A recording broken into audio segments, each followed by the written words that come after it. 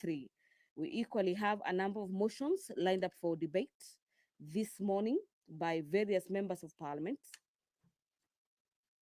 And before I take you through the motions, allow me to tell you on Standing Orders number 44, subsection 2C, we have Honorable Member Mashua Waithaka, the Honorable Member from Kiambu, who will be requesting for a statement on attempted grabbing of land belonging to the late Elijah Mwangi Kinyanjui. I want to believe this is in Kiambu County. And this request for statement will be handled by the Departmental Committee on Matters Lands at the National Assembly. Remember, you can follow up quickly on this live broadcast courtesy of our YouTube channels. That is Parliament of Kenya and the National Assembly live proceedings, and equally on KBC Channel 1. And you can also catch this live broadcast courtesy of our signet channels, that is Bunge TV. The business of the National Assembly will be commencing any minute from now as the sergeant terms with the mace, closely followed by the Deputy Speaker of the House, Honorable Gladys Boss, in the chamber this morning. Allow me to hand you over. My name is Gladys Mungai. Enjoy your viewing and have yourself a great morning. Honorable members, let us pray. Almighty God, who in your wisdom and goodness have appointed the offices of leaders and parliaments for the welfare of society and the just government of the people, we beseech you to behold with your abundant favor as your servants whom you have been pleased to call to the performance of important trusts in this republic. Let your blessings descend upon us here assembled, and grant that we treat and consider all matters that shall come under our deliberation in so just and faithful a manner as to promote your honor and glory, and to advance the peace, prosperity, welfare of our country and of those whose interests you have committed to our charge. Amen.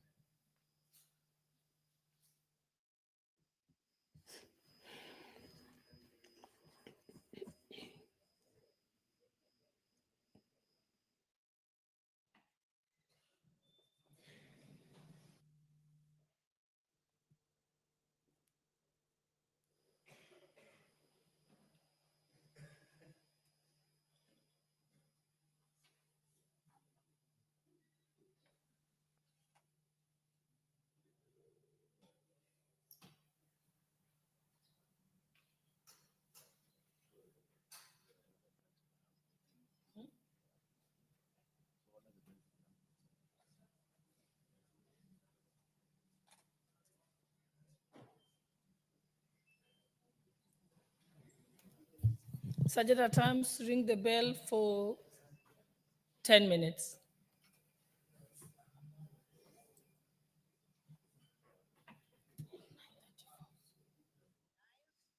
Well, the business of the National Assembly has officially commenced this morning. The Deputy Speaker of the National Assembly, Honorable Gladys Boss, is already presiding over this live proceedings of the House this morning. We have the quorum bell on ring mode at the National Assembly to give some sort of leeway for members of Parliament within the presence of Parliament to make their way into the chamber this morning.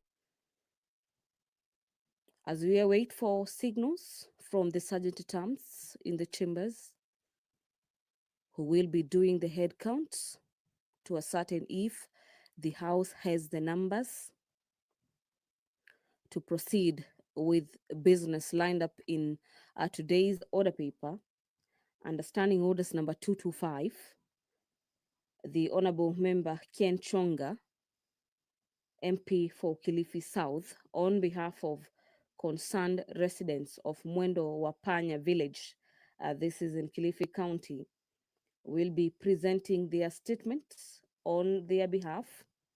The statement pertains the persistent harassment and unlawful eviction of people living on LR number 176/111/MN. This is the number of the land in Mwendo Wapane village in Mpeteni ward in Kilifi South constituency.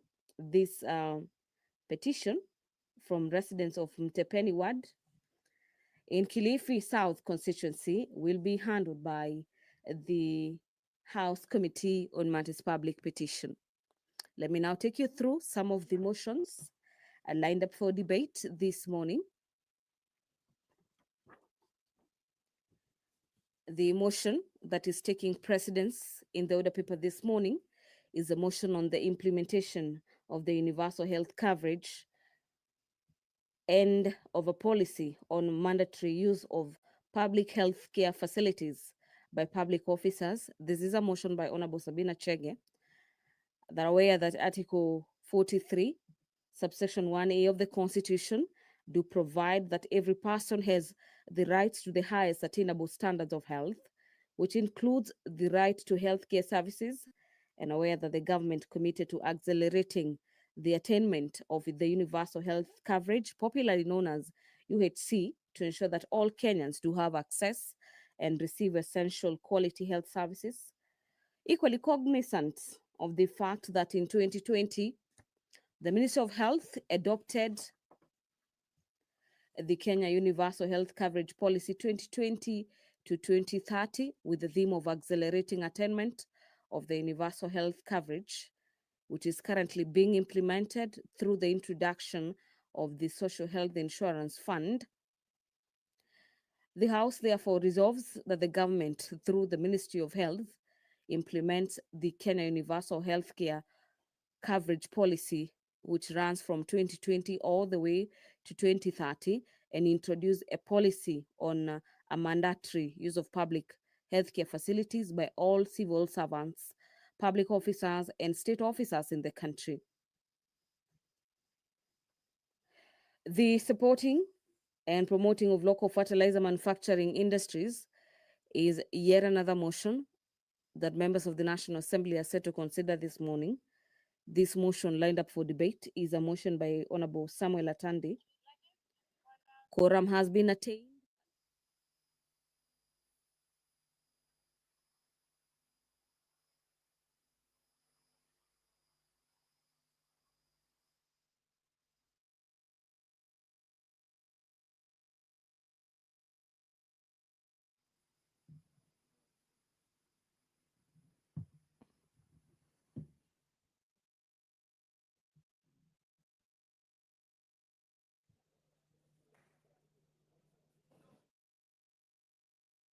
Your card? Do you have your petition ready?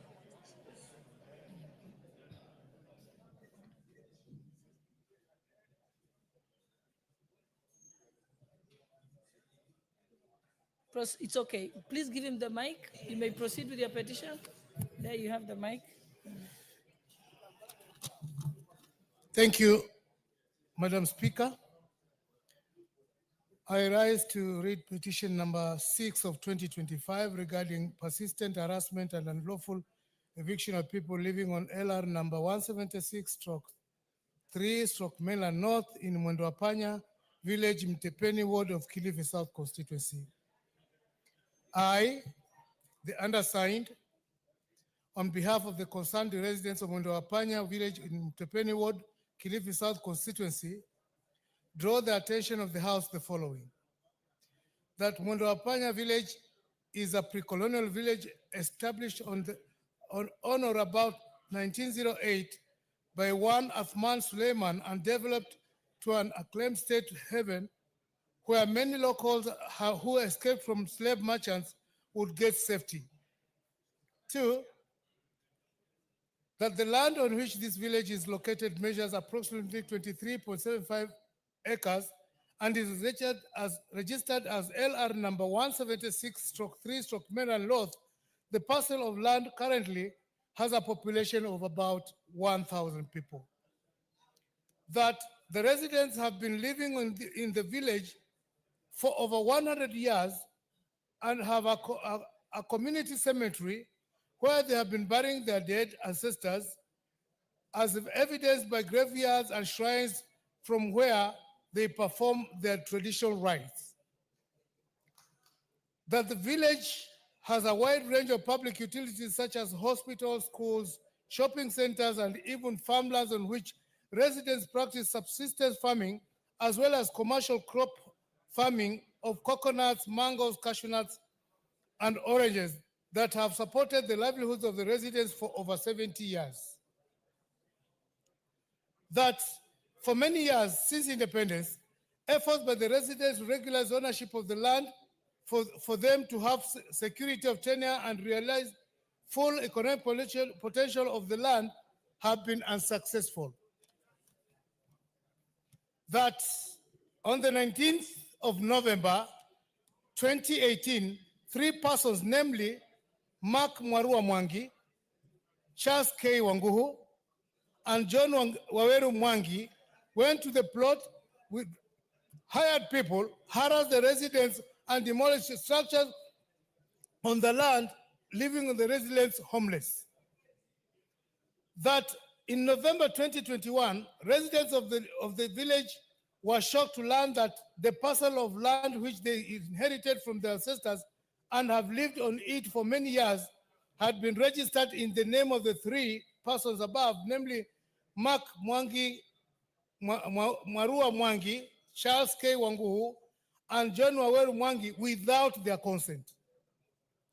That the residents who have no other known home other than Mwendo Apanya village, hence have nowhere to be relocated to. That efforts by the petitioners to seek assistance from the relevant government agencies, including the Ministry of Lands, Public Works and Urban Development and the National Land Commission, to address the matter have been unsuccessful. Therefore, your humble petitioners pray that the National Assembly, through the Public Petitions Committee, 1, inquires into the circumstances that led to the registration of a parcel of land number reference number LR number 176/3/ Mainland North in the name of the 3 persons, namely Mark Mwaura Mwangi, Charles K. Wanguhu, and John Waweru Mwangi, without the consent of the residents. 2, recommend that the Ministry of Lands, Public Works and Urban Development, the National Land Commission and other relevant government agencies settle the residents by facilitating by subdivision of the parcel of land number LR 176/3/ Mainland Road and issuance of certificates of title to the residents of Mwendo Apanya village. 3, makes any other recommendations it deems fit to secure the petitioners' rights.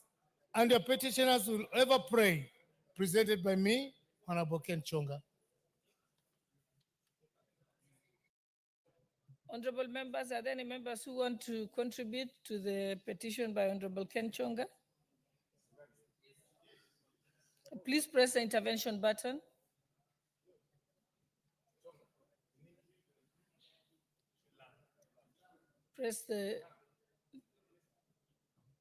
Those who want to contribute to this, press the intervention button.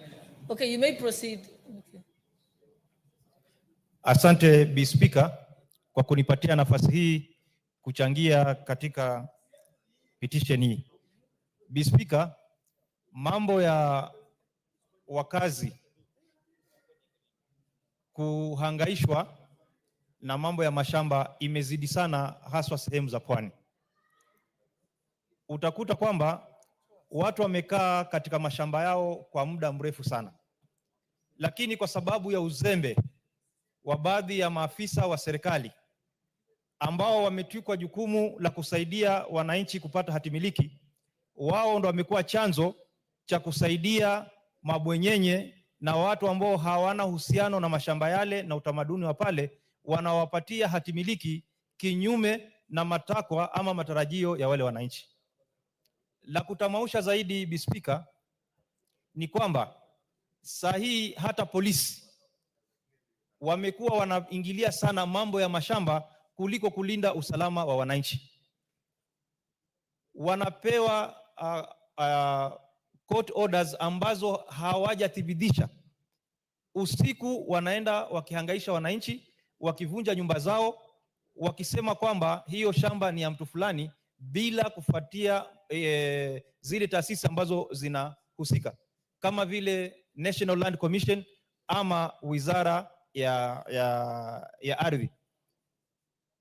Kwa hivyo ninaunga mkono petition hii iweze kuangaliwa vizuri ili hawa wananchi waweze kupata haki yao. Na si hapo peke yake, kumekuwa na visa vingi sana hasa sehemu za pwani, wananchi ambao wameketi kwa shamba ya mababu zao, wako na makaburi yao, kuna makanisa, kuna misikiti, kuna shule, unakuta kwamba mtu anakuja anasema kwamba hili shamba ni langu. Kwa hivyo tunaomba haya masuala ya kuwa na uskota katika sehemu za pwani ziweze kuchunguzwa ili wananchi wapate hatimiliki waweze kuishi kama Wakenya wengine. Asante Bi Speaker. Mheshimiwa Kasim Tandaza, member from Matuga.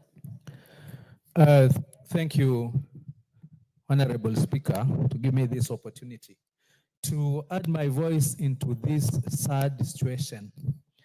It is so sad that 60 years after independence, we have locals, we have indigenous people who up to now are said to be landless, to be squatters on areas, residing on areas where their ancestors, for as far as they can remember, we are not talking about 100 years, 200 years. For as far as history can rewrite itself, they've been living there. But somebody, by the mere fact that he was able to corrupt the government, the land officials, those who are in power, now have the right to evict locals, to evict people from their rightful homes, from their rightful lands. I don't know, Honorable Speaker, for how long this will continue. It is not just in Kilifi. It is in Kwale, it is in Lamu, it is especially along the coast. And especially so, given that our land, fortunately, God gave it to us, which is fertile. We have favorable weather. We have the beaches. And I don't know from what point somebody decided that the coastal people, the indigenous people, do not deserve those pieces of land. They do not deserve beach lands simply because they, for as long as we can remember, they have not been in government per se. And I'm saying this because this has always been perpetrated by the officials of the government, and it is so sad. Honorable Speaker, we've had these petitions before. I brought a petition for Golini Settlement Scheme. I brought a petition for Tiwi. We brought a petition for WA. And I'm also questioning the powers of this parliament when it comes to handling petitions, especially on land matters. I remember the last petition that I did. The committee went to the extent of asking the CS then, lands, to nullify that title deed so that a proper survey can be done and the locals are given their passes. Up to now, nothing has happened. You go to the CS, you will hardly be able to see. That time it was her, and even now it is her. The petitions are there. You go to our committee on implementation, nothing happens. So, Honorable Speaker, as I support this petition, I'm really worried about the next steps that will be taken actually to salvage this situation, to have these locals on their land. It is high time, though we are very peaceful people, especially the coast areas. We are known for being peaceful and we are known to be very welcoming. Probably it is high time we also handle these matters differently from our own perspective. Our being mindful of the law, our being law-abiding, I think, has been taken for granted, and it's high time, especially for us leaders from coast, we actually sit down and see how we can handle this matter from our own, with the resources that we have, with the strength that we have. Otherwise, we've been taken for a ride for a very long time. Honorable Speaker, I support this petition, but I'm really worried about how it is going to be solved given the previous petitions touching on land matters from the coast. Thank you, Honorable Speaker, for giving me this opportunity. The Honorable Member for Endebess, Honorable Pukose. Honorable Speaker, I want to stand and support the petition by the Honorable Ken Chonga, member for Kilifi South. pertaining to the land issue in his constituency. And Honorable Speaker, listening to him, this is a matter that should be expeditiously be resolved. But unfortunately, Madam Speaker, the petitions committee has been very slow in processing petitions. I have a petition which I raised close to almost now, going to almost 2 years, and it is not been resolved pertaining to Jepchoina settlement scheme. And as we speak now, Honorable Speaker, when Honorable Ken Chonga raises this petition, I think maybe when we go back, I think it should be resolved quickly, and any other petition that is pending before. And I normally sit closer to the chair of the petitions committee, who is always here and is listening to this. And I hope that his committee will move with speed to address not just the petition by Honorable Ken Chonga, but by petitions such as the one concerning Chepchoina settlement scheme. Because as we speak, I was there for the weekend, and there is still a lot of quarrels between the Wananchi there, where you have others coming and plowing people's land when they have no allotment letters. And this creates insecurity, it creates instability, and it affects even production in as far as food security is concerned. So, Honorable Speaker, as we bring these petitions into the House, we expect that they should be expeditiously resolved. And I don't know whether the committee should be able to table the reports in this House and then maybe move even some motions or debates so that members can be able to contribute to those motions and see and resolve some of the problems. Because under our Constitution, Article 95, it gives this House the power to resolve citizens' issues, people we represent, and therefore it is important that when people bring petitions to us as Parliament, we should be able to resolve those issues and make recommendations that gives stability, gives a way forward to our citizens. Thank you, Madam Speaker. I support. The Honorable Member for Seme, Honorable Dr. Nyikal. Thank you, Honorable Speaker, for giving me this opportunity. I rise to support this petition. Madam Speaker, land is a big issue in this country. Citizens do not live in peace and at ease. Even people with titles no longer trust the titles they have. In 1 minute, somebody says and the title is challenged. You do a search on land, you get a search certificate. That has no meaning. And I think it is time that as the committee looks at this, look at the broader issue of land. I think this is one area we must come out. It's not only at the coast, in towns and everywhere.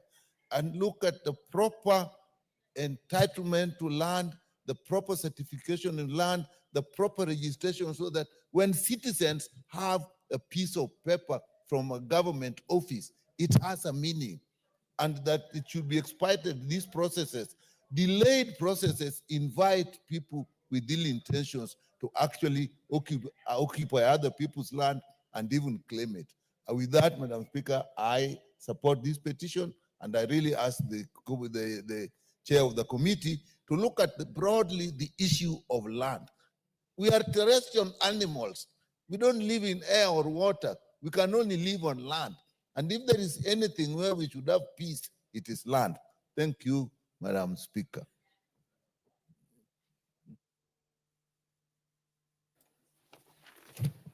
Before we proceed, honorable members, allow me to recognize the presence of St. Bikita Chuka Girls School from Chuka Igembe Ng'ombe constituency in Tharaka Nithi, and Kiani Primary School from Kibwezi East constituency, Makueni County. On behalf of the substantive speaker, myself, and members of parliament, we welcome you to the National Assembly. Thank you.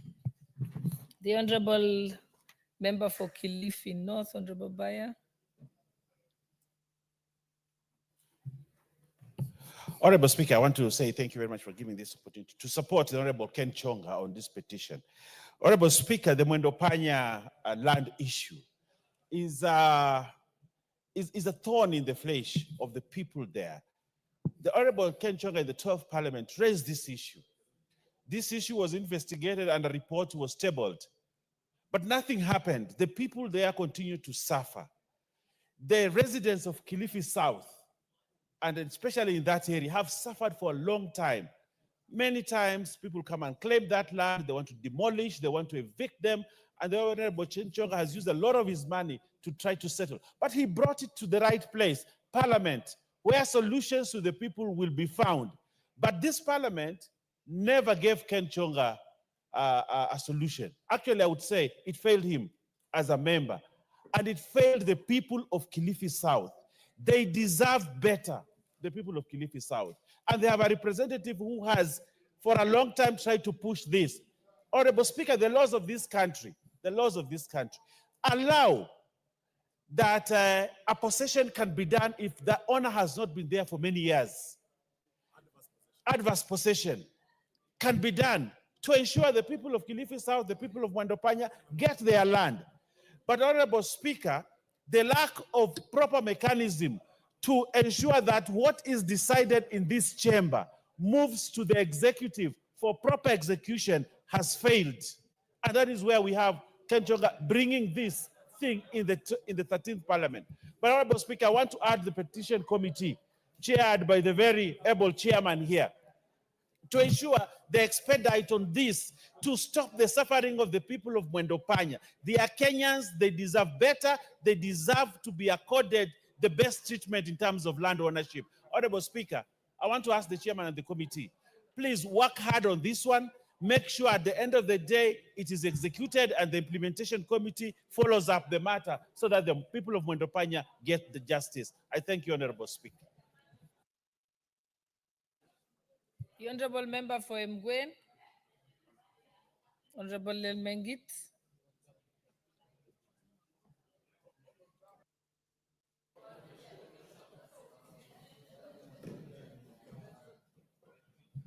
Asante sana Mheshimiwa Spika.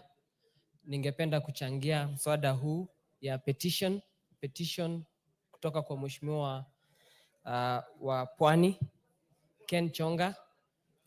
Hii maneno ya land grabbing, Mheshimiwa, haiko sehemu ya Pwani peke yake, iko sehemu zote Kenya, na mimi nikiwa mmoja wa committee ya lands. Mheshimiwa Speaker, mimi husikitika sana na kusikia uchungu sana wakati ambapo wazee wanapokuja kwenye kikao chetu na malalamishi ya mashamba, issues ambao watu wamenyang'anya hao mashamba, wakija wakilia, hayo masuala haijatatuliwa kwa miaka mingi sana, zaidi ya 30 years. Mheshimiwa Speaker, hii ni uchungu sana.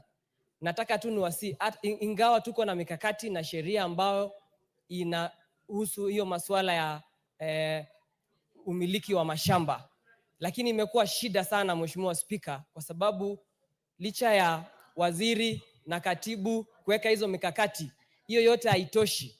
Ningesii tu wale wizara mengine, Honorable Speaker, ya security, wizara ingine ambayo petition, wizara Mheshimiwa Speaker, waje pamoja na wa expedite hii process Mheshimiwa Speaker, ili au watu ambao wanateseka, ambao wamenyang'anywa mashamba, Mheshimiwa Speaker, wafanyiwe haki yao na waishi kwa amani.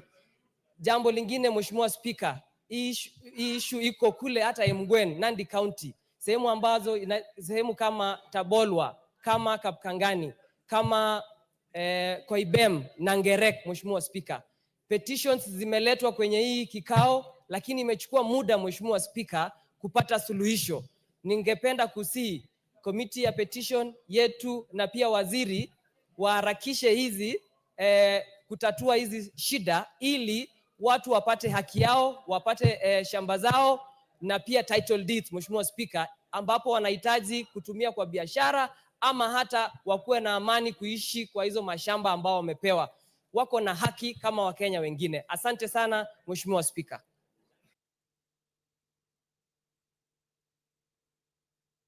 The Honorable Member for Alego Usonga, Honorable Atandi. Thank you, Honorable Speaker. Honorable Speaker, I would like to support the petition by Honorable Chonga. Honorable Speaker, the issues touching on land are very unfortunate. You will find, Honorable Speaker, that there are cartels at Land's office that have the capability of changing title deeds and declaring genuine owners landless. In my constituency, I had cases where one morning, members of our community woke up and found that they didn't have land, and that some developer was coming to demolish, move them out of their ancestral land. So, Madam Speaker, I don't know what this country needs to do to kill the cartels that operate in various strategic sectors of the country. I know there are cartels everywhere, Madam Speaker, but this one's on land is very, very serious, and they're very, very bold. And I think this House needs to take action and do something that is going to make these cartels be fearful. Like this case of Kilifi problem. It's very unfortunate, Madam Speaker, because you hear that somebody came and rendered a community landless. So I think this House needs to be very fierce. And the Committee on Petitions, Honorable Speaker, in the past has been challenged to be more fierce and effective in handling these petitions. I also wanted to add my voice and say that this committee needs to move quickly and address especially the issues, petitions touching on land. Petitions touching on land before this committee are so many. And I think it is time that they really move and bring their reports to the House. And also, let members not interfere with the reports when they are brought before the House. I had an experience with this committee, Madam Speaker, when the report which was brought before the House was not the very report that was supposed to be here. And I want to thank the majority leader who was able to save me by assisting us to reject the report and amend it. So I think what we need to do as members of Parliament, let us be articulate and do things as per the request of our voters. Madam Speaker, I support. Thank you. The Honorable Member for Nyamira, Honorable Jerusha Momanyi. Thank you, Madam Speaker, for giving me this chance so that I can also support the petition which has been heard by Honorable Chonga, the MP for Kilifi South. Honorable Speaker, issues of land elsewhere in Kenya are so emotive. When we get petitions in this parliament, like the petition which Mheshimiwa Chonga has brought, as a House, we have an obligation. When our people are crying that they have problems, we are the people that are believed to solve the people's problems. As a House, I want to urge us, as we talk to the petition committee, and two, to the implementation committee. We always talk of very many and important issues in this parliament which affect our people, and sometimes these issues are never taken serious because we do not follow how they are implemented. Ken Chonga has brought this issue to this House severally, and it does not only affect the Kilifi people. Land is an issue which affects most people, especially those ones who are in problems, especially those ones who feel that they are being molested by the powers maybe, which they may feel which are higher. It is us as a House who can help solve such problems. So I want to support this petition, and I want to ask this House to follow and make sure that the petitions which I brought before us are followed and are acted upon, and they assist our people in the country, because they have been crying every other time. If we talk and they are never followed and they are never implemented, then we will be a useless house. So I want to support this, and I urge the implementation committee to move with speed and make sure this one is implemented. Thank you, Madam Speaker. The Honorable Member for Masiga, Honorable Mwalio.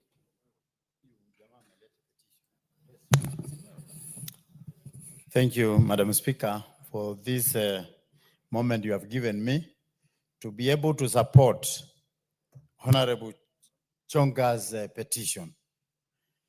This grabbing of land has become a menace in this country, and people have no morals. They know you have a title, and they still go behind you to be able to corrupt the land officials so that they have other fake titles to be able to own them. I thought it is very important to have a culture of owning what is yours, and you leave others to own whatever belongs to them. Because what will it profit a man if you get the whole world and you lose your own soul? That is what the Bible asks. And also, what is the use of grabbing all the land you can grab, and yet you can't even use it, you can't develop it, you can't do anything. You are just disturbing other people's way of living.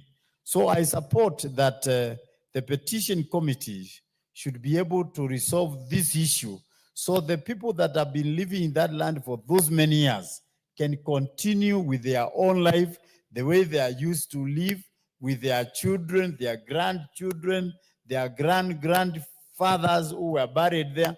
They can also be able to enjoy the environment they have been able to enjoy. So I support that this should be resolved, so that this country, people will learn that when you take someone's land, even yours, one day will be taken. Thank you, Madam Speaker. Honorable Makilap.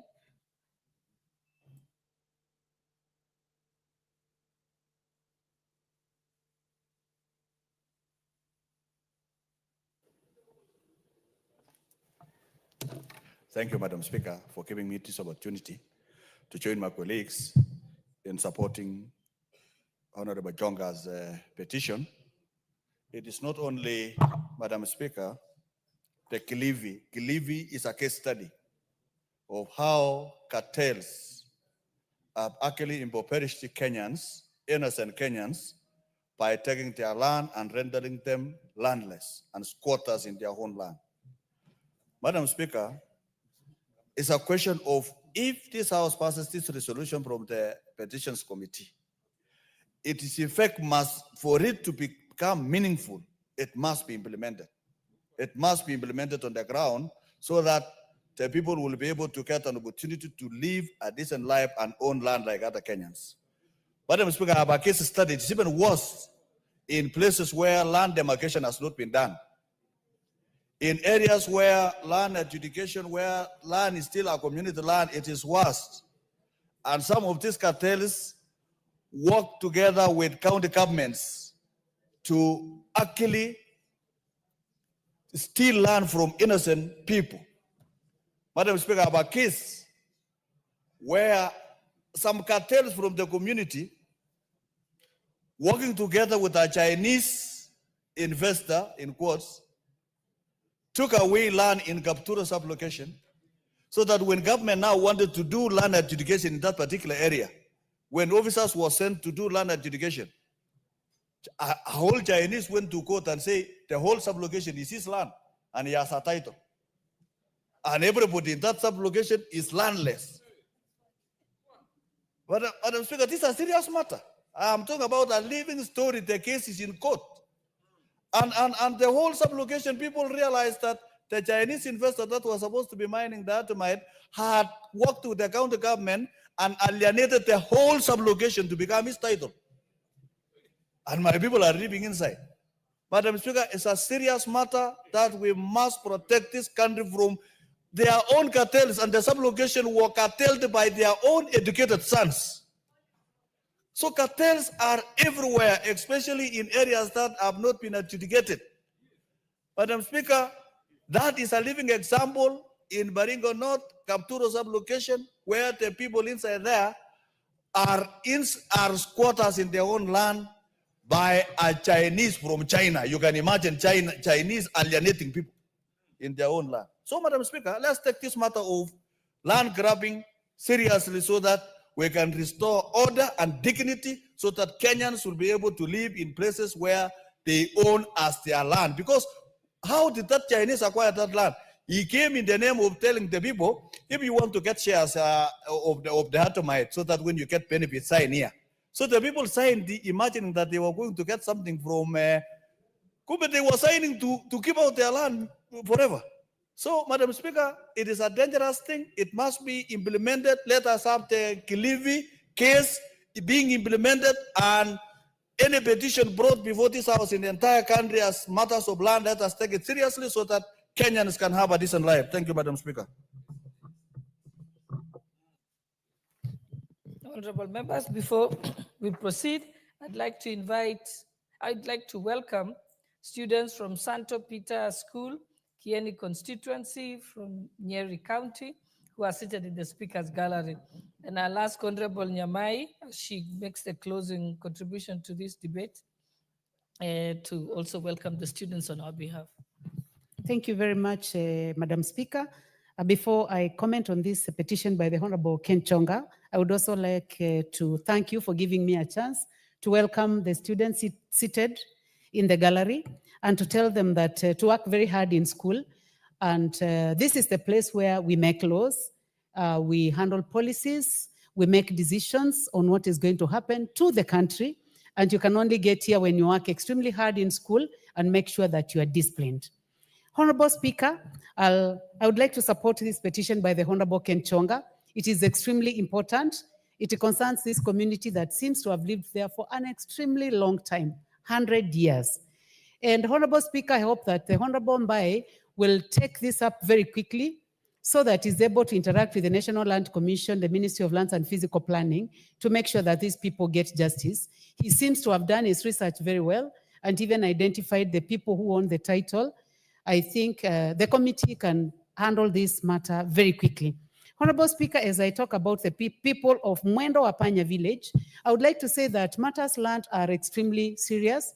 I have a whole 50% of my ward, Honorable Speaker, at the ward, is a ranch.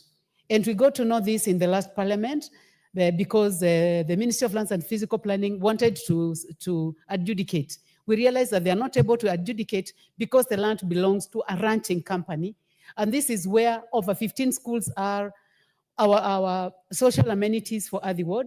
So beyond this petition, the chair lands, the Honorable Nyamoko, who is doing a very good job, I think he has a lot of work to do for this country. And I would like to say that the president has also pronounced himself, especially on matters cost, that people cannot go remove a whole community and allege that they own that land, including the so-called absentee landlords, Madam Speaker. So thank you very much for giving me an opportunity. I support this petition by the Honorable Ken Chonga. Thank you, Madam Speaker.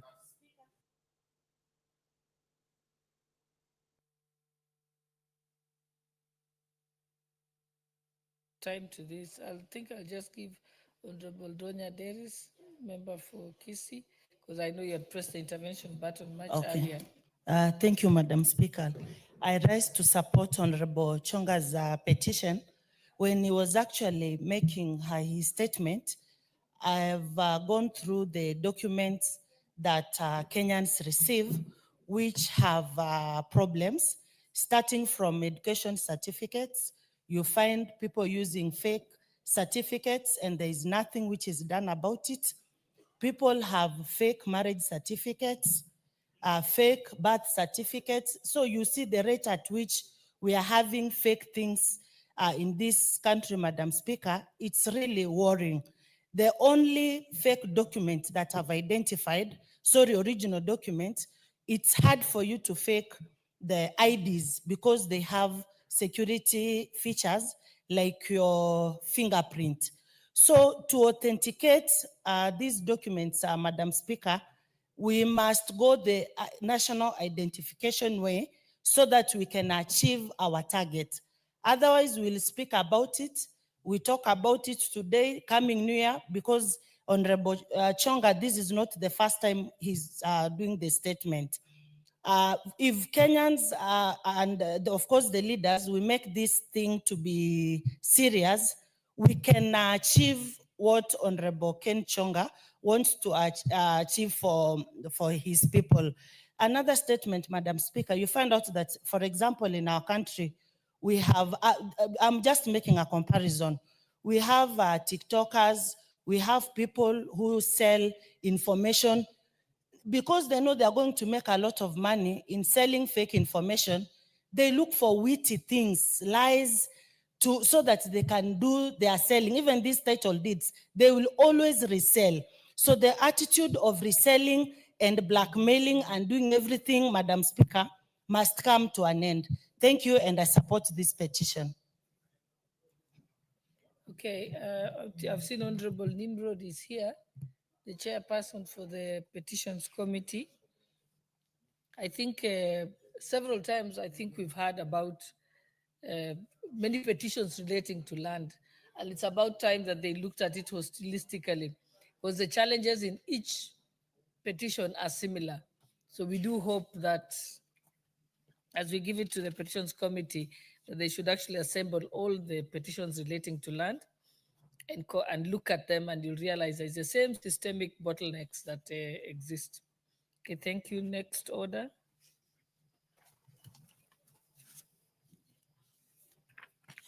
Order number 5, papers.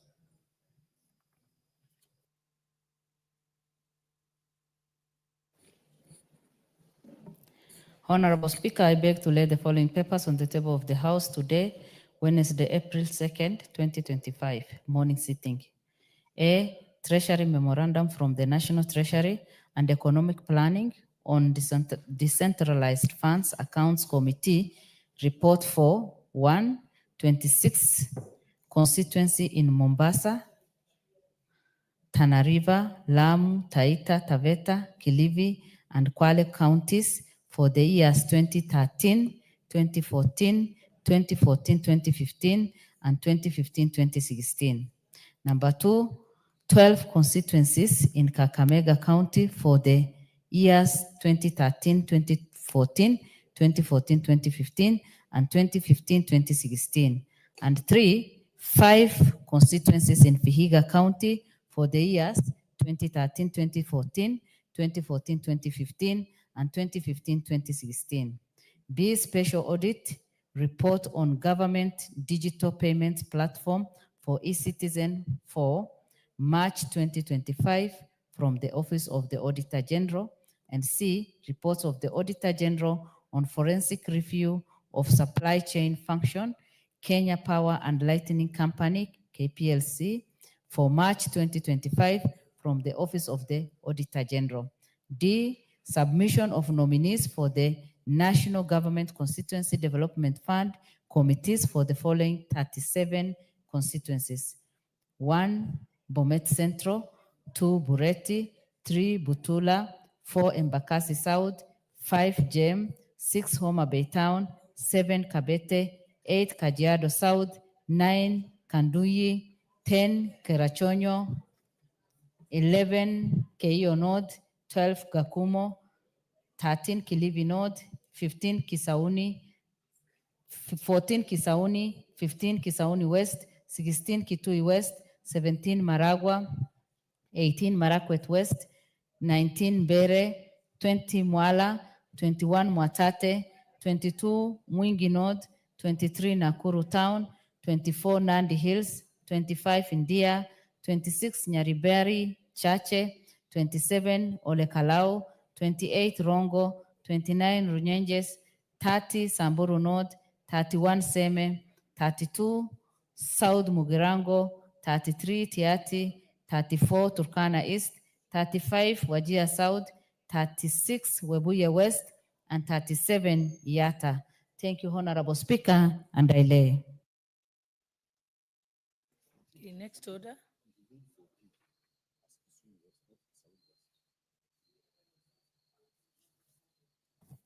Honorable Naomi Wako, I think I'm told that you read number 15. If you can repeat it.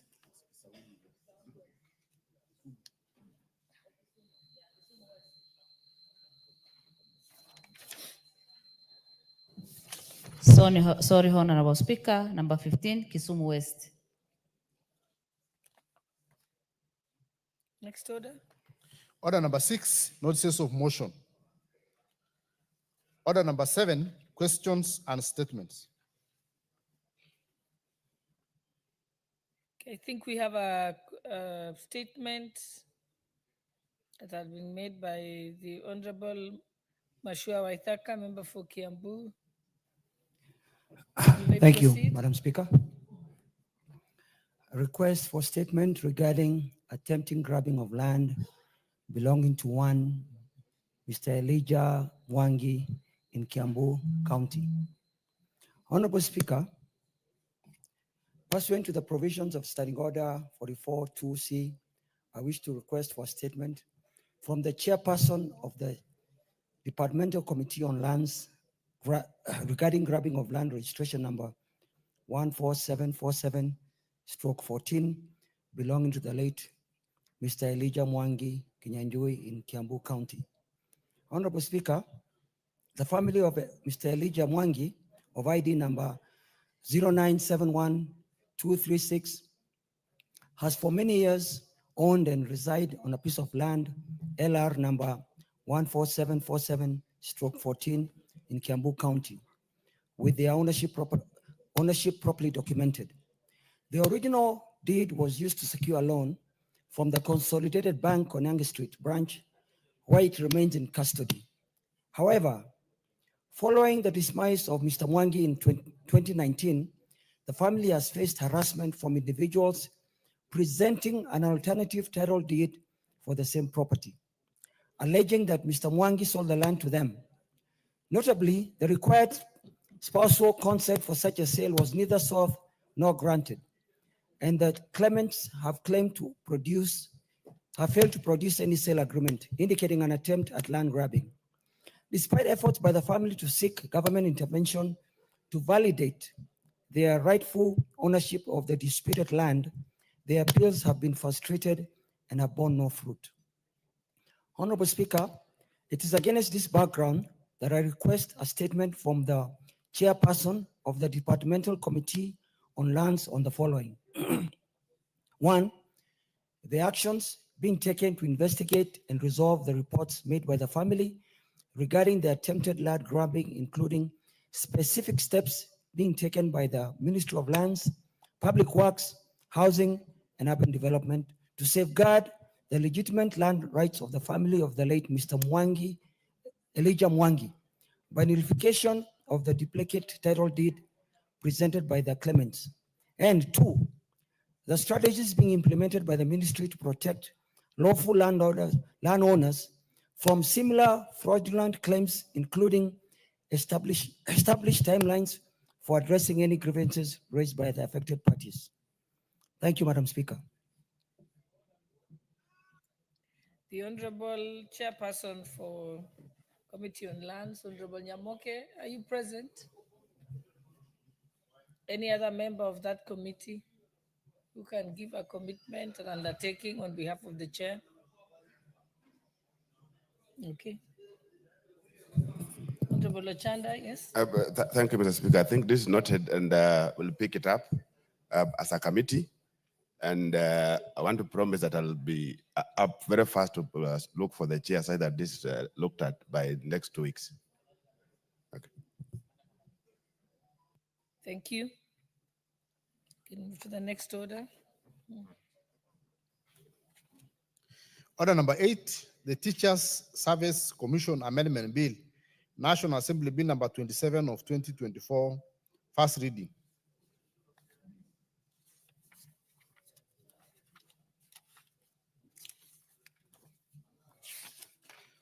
A bill for an act of parliament to amend the Teacher Service Commission Act. Order number 9, the Basic Education Amendment Bill, National Assembly Bill number 59 of 2023, second reading, resumption of debate.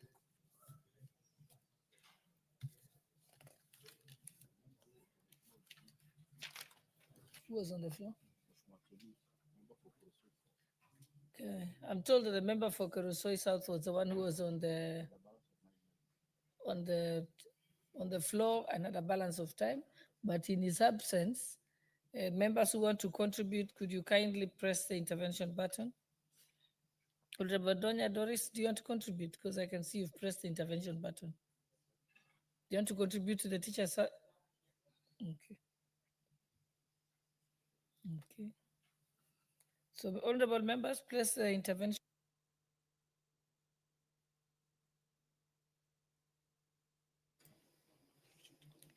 Honorable Adan Haji Mandera, do you want to contribute to this? You can see him there. Honorable Nyense, did you want to contribute to this? So you can see people have their cards in, but they're not in.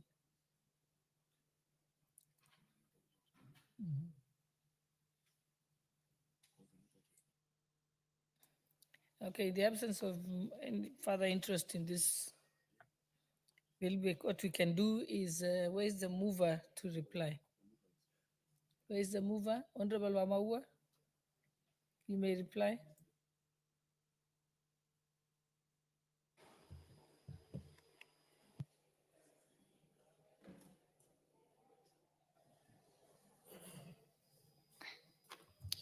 Thank you, Madam Speaker, for giving me this opportunity to reply. Madam Speaker, allow me to extend my sincere appreciation to all the honorable members who spoke to this bill, including even those who wanted to contribute and didn't get time, or they are not in within this time that you've called me to reply. And Madam Speaker, the key areas that were raised in the debate were: one, the remuneration of the board members, whose suggestion was that the sub-county education board members should receive allowances akin to other public servants, and it is a valid consideration and can be incorporated through the amendment at the committee of the whole house, Madam Speaker. Two, there was the definition of the sub-county education board, and some honorable members and more to Honorable Kenan sought clarity on whether these boards align with constituency-based structures or administrative sub-county units.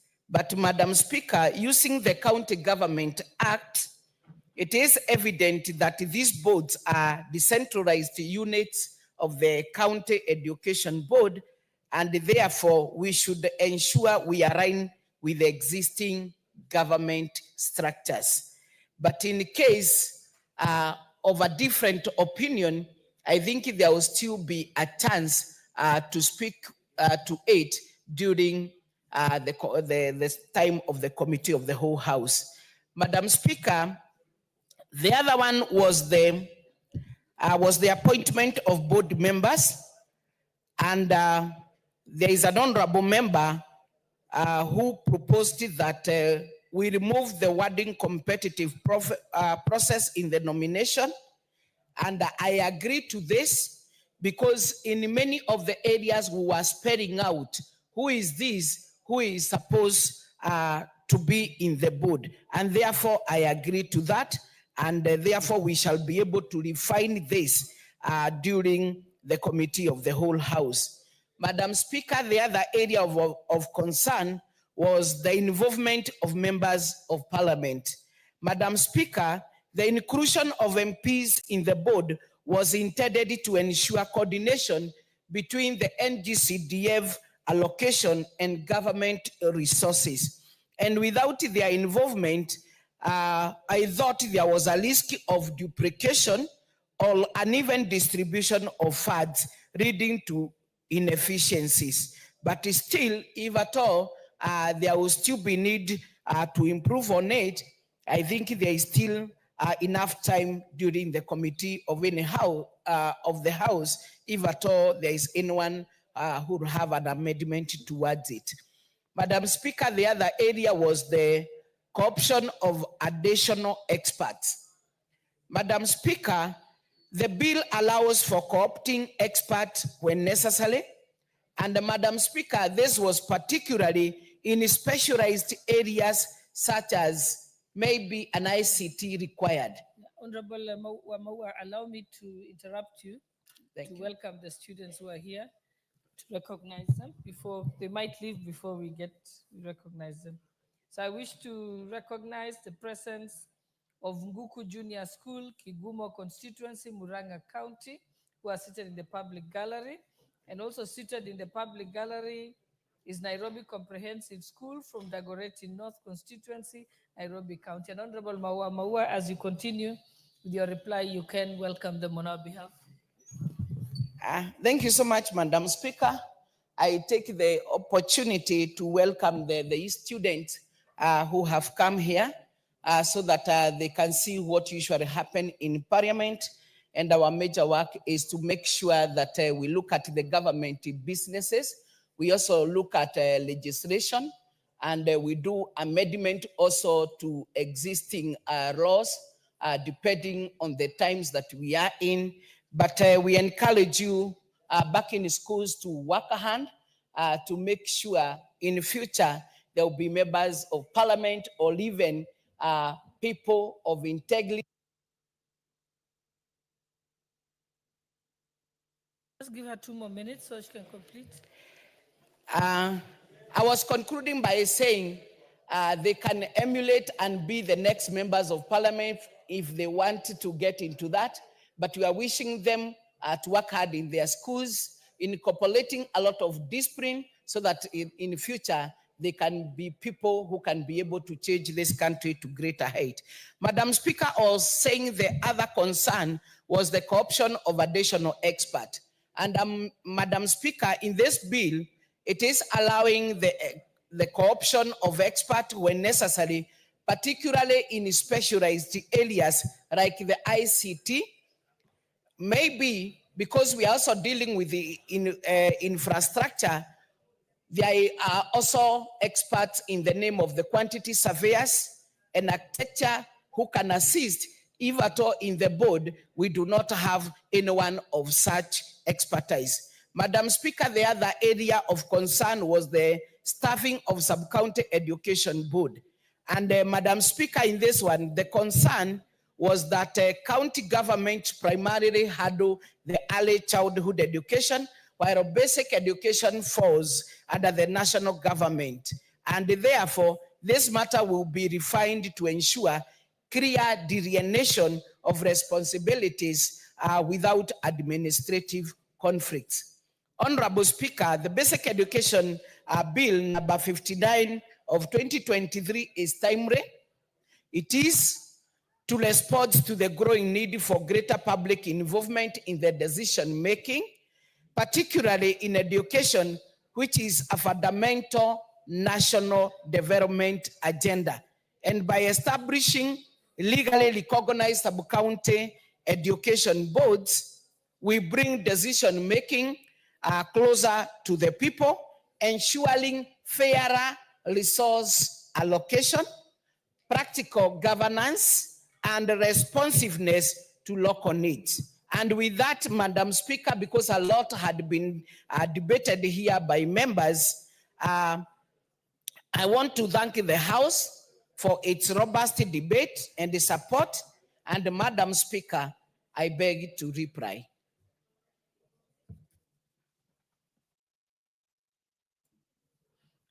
We shall defer the proposing and putting the question to a later time. Putting the question to a later time. And honorable members, I just wanted to inform you that we shall defer the motion by Honorable Sabina Chege. She has requested to do it at another time. So we'll move to order number 11. So next order.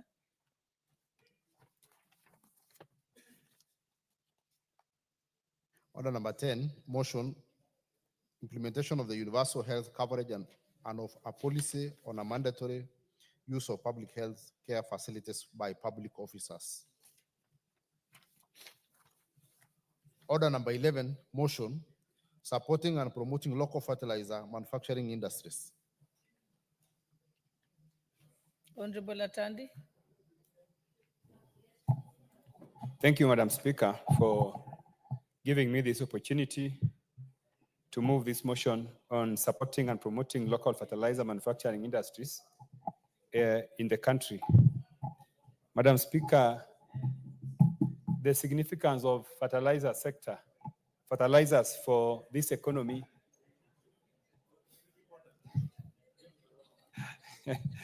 Thank you.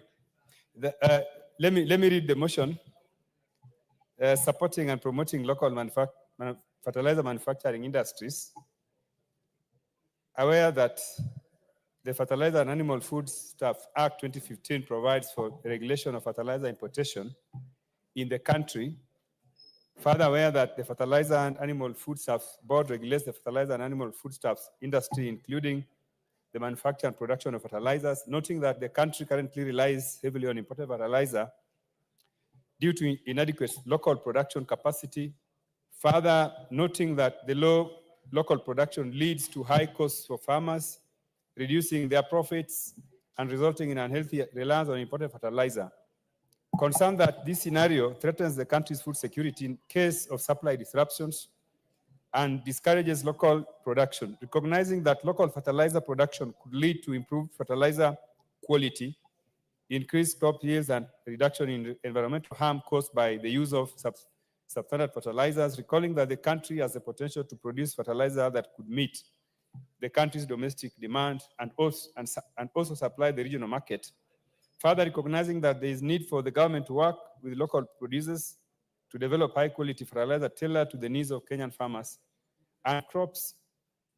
Now, therefore, this House resolved that the national government, through Ministry of Agriculture and Livestock Development, supports and promotes local fertilizer manufacturing industries by investing in research and development to bolster the domestic fertilizer manufacturing sector. Madam Speaker, thank you very much for this opportunity to move this motion. Madam Speaker, the significance of the fertilizer in this economy can no longer be gainsaid. Madam Speaker, as you're aware that to date, our economy is stabilizing on the back of the agricultural performance. And this performance relies heavily on fertilizer subsidy. As you are aware, since the coming into government by the Kenya Kwanza regime, the fertilizer subsidies has been one of the most significant items that this government has done that has been able to stabilize the agricultural sector. Today, agricultural sector is contributing significantly in the growth of our economy. And the government the sector has been doing a lot of importation of fertilizers.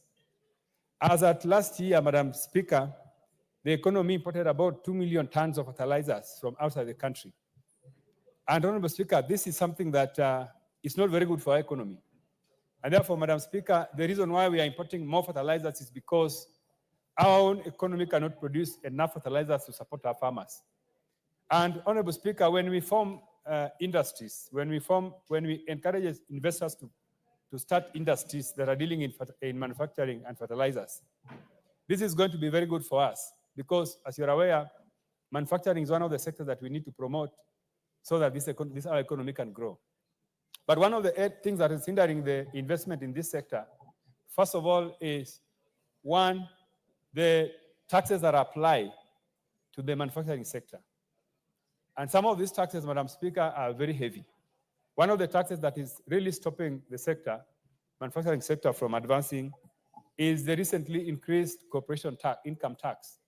Madam Speaker, this income tax is a problem because it is leading to many manufacturers exiting this sector, among other sectors. So, Madam Speaker, one of the things that we need to do that I have thought about when I thought about this motion is that going forward, we need to tamper with our taxes that relate to manufacturing sector. This, in a way, is going to encourage many investors who are interested in this sector to come on board. But, Madam Speaker, it would be interesting for you to note that in the region, the East African region, we have about apparently 15 companies that are involved in this sector. Uganda has about 8 companies, and Tanzania has about 11 companies. These are the companies that are producing fertilizer that is serving the region. And that is the reason why these companies cannot be able to do to supply the needs of the market, this African market. If you go to countries like South Africa, you will find that manufacturing companies are so many, in the upwards of 100 companies. And that is why their economy is stable and they're able to even to export fertilizers. But as Speaker, if we really support this sector the way it should be, then we would be able to even export fertilizers to the region and even in the East and Central African market. Because some of those markets in the Central African region, they hardly have manufacturing companies doing fertilizers. So, Madam Speaker, this focus is very important. The reason why I think it is very important is because agriculture is going to be, remains the backbone of most economies. Even the emerging economies are still relying on agriculture. So this is something that Kenya can take advantage of. And if we have a very good takeoff, it is a sector that is very green. And all the government needs to do is, first of all, invest in research. Most of the fertilizers that are imported into the country, Madam Speaker, they have not been properly researched.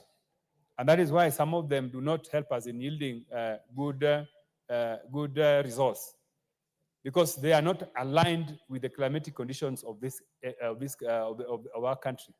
Also, they do not understand the soil texture of our country. So when you import most of the fertilizers, most of the time they will not give the results you expect. Also, Madam Speaker, in terms of quality, sometimes when you are importing things from other countries, you are not certain about the quality of those products. But when you have companies that are domiciled here, then you are able to regulate the quality. You are able to see that what is coming out of those factories is something that is really tailored for our market.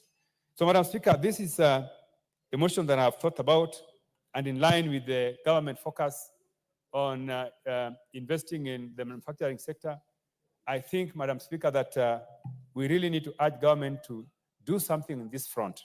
Madam Speaker, as I will be moving the Division of Revenue Bill in the afternoon, you will note that in the last 2 financial years alone, the government has spent over 50 billion Kenya shillings in fertilizer subsidy. Imagine, Madam Speaker, if these subsidies were going to our own local companies that are doing manufacturing. The amount of jobs that this would really create in those sectors is enormous. Unfortunately, the subsidies are going to some of these companies that are importing fertilizers from outside the country. So, Madam Speaker, this is something that I want to say is very, very important. And Kenya should never be left behind in efforts to strengthen and improve the agricultural sector of our country. Madam Speaker, I wanted to say that having looked at the performance of the economy in the last 5 years, and having seen how our economy continues to diversify, one of the things that we're going to have to do is to encourage also farmers to engage in commercial farming, commercial agriculture, because most of our farmers are engaged in small-scale agricultural farming. Now, one of the things outcome that we would get as an economy, if we had all these manufacturing companies doing fertilizers in the country, then we are likely to have most farmers getting interest in doing commercial farming. And commercial farming is more profitable because to that end, even our tax bracket is going to improve. We do not tax agriculture, Madam Speaker, because most of farmers are doing small-scale farming. So some of these challenges that are forcing farmers to do small-scale farming is availability of cheap quality fertilizers from our own economy. Madam Speaker, I move and ask the Honorable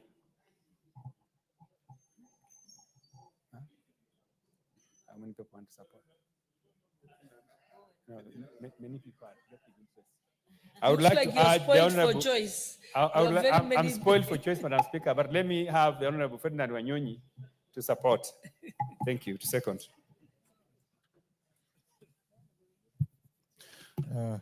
Thank you very much, Madam Speaker. And the move of the motion to give me the time and so that I can be able to put in to support this, to second this motion. Well executed by my brother and daddy. First and foremost, Madam Speaker,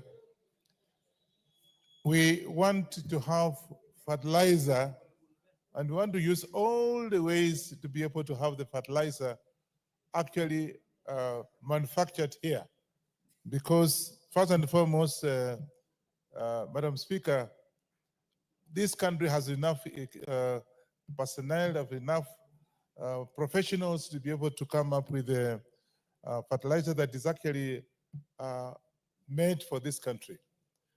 Importation of supplies of fertilizer, Madam Speaker, sometimes we import the quality that is not appropriate to our farming, and therefore you'll find that, in fact, this country knows that we imported one of the ex-member minister imported, I don't know whether he was aware that whatever was importing was fake, and that even cost him a job. And therefore, I think it's important that we actually encourage the country and request to the government to encourage investors to be able to actually set up manufacturing industries for local manufacturing of the fertilizer. One of the important things that as we do that, of course, we create jobs for our youth and everybody else, and of course for professionals in agriculture. And again, of course, we'll be able to have fertilizer that is actually appropriate, as mentioned by the move of this motion, that actually is appropriate to our soil quality and quantity. And we find that, of course, the fertilizer that you get here in Western Kenya, or for that reason, in River Valley, for example, may not be the same as that in the coast or other places, so that we'll be able to have fertilizer manufactured locally here, which is appropriate to the area that actually is requiring that particular fertilizer. Of course, the other thing is that we spend so much money in importation of this, and of course the prices are fixed. There's no flexibility. As mentioned by the mover, that again is something that is very important. Sometimes you are forced to import and spend a lot of foreign exchange importation to pay the whoever is importing or whoever is selling or whoever is exporting the fertilizer to this country. And therefore, again, that is something that Madam Speaker will be able to regulate. The other one is that that's very important is to improve the quality, which I've just mentioned as well. And because the quality of the fertilizer should be appropriate to the soil requirement. So therefore, again, if it's locally manufactured here, and I want to encourage the government to encourage the whoever companies are, even if they are from overseas, they come and invest here, and then be able to have fertilizer actually manufactured locally here. And I think that again is something that is very, very important. And of course, the other thing that is mentioned here is the future, because we do not want just, because the population of this country is growing on daily basis. And therefore, for us to be able to have enough food, we should have enough food, because this country in the region is outstanding. There are a lot of professionals here. Again, this, given that kind of thing, that kind of scenario, Madam Speaker, I want us to make sure that this country is relied on, so that instead of even importing these fertilizers from overseas, surrounding countries like Uganda, Tanzania, and all other southern Sudan, the East African bloc should be importing fertilizer from here. And I think we have the capacity and the capability of doing that. That again answers the foreign exchange, which is also important to be improving the standard of living and the standard of our economy, so that it can be able to improve on the economy generally.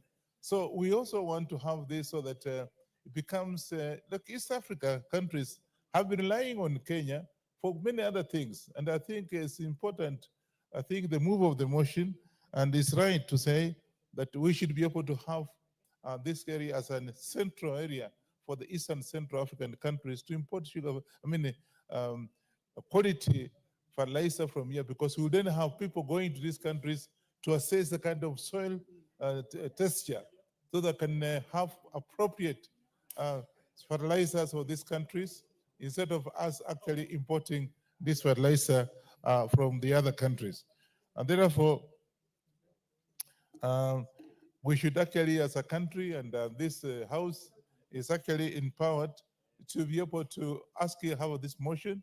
This motion will go to the Committee of Agriculture, which will be discussed, and I'm also a member of this Committee of Agriculture, and of course have the relevant ministries to be able to assist us in improving the fertilizer, and of course to see if we can be able to be manufacturing fertilizers for this country. Madam Speaker, I want to end up there, and I stand to support and of course support the mover of this motion, and therefore it's very, very appropriate and be able to move as it's supposed to be. I support. Honorable members, I now propose the motion that aware that the Fertilizer and Animal Foodstuffs Act 2015 provides for the regulation of fertilizer importation in the country, and further aware that the Fertilizer and Animal Foodstuffs Board regulates the fertilizer and animal foodstuffs industry, including the manufacture and production of fertilizers, noting that the country currently relies heavily on the imported fertilizer due to inadequate local production capacity. Further noting that the low local production leads to high costs for farmers, reducing their profits and results in an unhealthy reliance on imported fertilizer. Concerned that this scenario threatens the country's food security in case of supply disruptions and discourages local production. Recognizing that the local fertilizer production could lead to improved fertilizer quality, increased crop yields, and a reduction in environmental harm caused by the use of substandard fertilizers. Recalling that the country has the potential to produce fertilizer that could meet the country's domestic demand and also supply the regional market, and further recognizing that there is need for the government to work with local producers to develop high-quality fertilizer tailored to the needs of Kenyan farmers and crops. And now, therefore, this House resolves that the national government, through the Ministry of Agriculture and Livestock and Development, supports and promotes local fertilizer manufacturing industries by investing in research and development to bolster domestic fertilizer manufacturing sector. Honorable members who want to debate this motion, please press the intervention button. Honorable Gideon Ochanda. Thank you, Madam Speaker. Madam Speaker, I rise to support this motion of my good neighbor, Honorable Atandi. Madam Speaker, we are an agriculture-led economy. And we are doing very little to realize that we are agriculture-led. We are virtually importing everything in the sector that we ought not to be doing what we are doing. We are importing machinery. All the inputs in agriculture are imported. We are importing fuel. We are importing fertilizer. We are importing virtually kila kitu, everything. And there's no way we can move forward as a country if we ignore what goes on into agriculture. So, Madam Speaker, as at the moment, as a government, what we have realized a little bit much more earlier, we've been identifying what we call strategic areas of investment. The way we've been investing in KQ, we ought to have invested in agriculture in a manner that things that are easy to do, like manufacturing fertilizer, if Uganda, Tanzania, and all these countries that have basically been relying on Kenya are able to produce their own, what's wrong with us? And I think as a government, this must have been realized, or ought to have been realized a little bit much more earlier, that if there are no investors, there are no private investors that were to get into this, the government ought to have gotten into this as a strategic investment for purposes of making sure that the economy that really drives this country, there's much more input that are cheaper and are available. The biggest problem over a period of time, Madam Speaker, is that, you know, a lot of noise in countries have a correlation with food. There's a correlation between food production, food availability, and the noises that go on in the country. The more people are without food, the more they get angry over little things. And I think this is something that we really ought to have seen as a country. And it could be part of too many things that are happening around, that nobody's patient enough to wait because everybody is hungry. The prices of food are up. People are unable to buy or unable to consume because of pricing. And if we looked at all these things and get into a manner where when we're talking about input, like subsidies that have been going on in agriculture for the last 2 years, we've done very well in terms of production. But subsidies are not sustainable. And because subsidies are not sustainable, as at now, as we talk now, there's a problem in terms of fertilizer uptake. There are queues and queues everywhere, and the cereal boards for people looking for, farmers looking for fertilizer, and everybody's racing towards the cereals board because of subsidy. We are not saying that fertilizer is not there. There are fertilizers in shops, there are vet shops that have a lot of fertilizer, but people are queuing and are waiting for this because of the subsidy. So what I'm trying to say is that subsidy is not sustainable. We have to get a way of how to do away with all these things and get into a direction where we can produce our own fertilizer and to make sure that farm inputs are made a little bit cheaper for food to be produced more and for prices to go down. And in that way, we'll be reducing quite a bit of noise that are happening around us. Now, Madam Speaker, if you look at the times when a fertilizer is needed, we are in more or less the same ecological situation with the rest of our neighbors. When it rains here in Kenya, so it rains in Tanzania and in Uganda and parts of Rwanda. So at that particular time, that's the time that farmers really depend on this kind of thing like fertilizer, on inputs like fertilizer. And that's the time now that Uganda has to hold theirs, Tanzania has to hold theirs, such that their farmers are able to get these fertilizers, and you who are dependent on importing goes without fertilizer. So I think as I support this, I want to believe that it should not just be taken for granted. The government must look into this in an aggressive manner, so that even if there are no investors, even if there are no private people who want to get into this, the government must look at this. You can't have food reserves when you don't have reserves for purposes of making sure that food is there. And I think that's where we are really going wrong. So, Madam Speaker, I support this, and I want to believe that the government really needs to wake up. It's late. If you have not done this earlier, it's really late.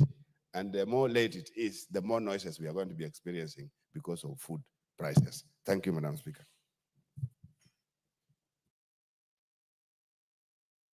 The Honorable Member for Karachuonyo, Honorable Okum.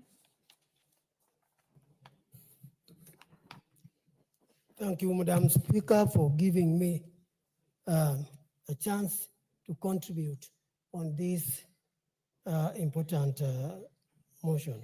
Can I have Soja Terms next to come by? I don't seem to have any support system here.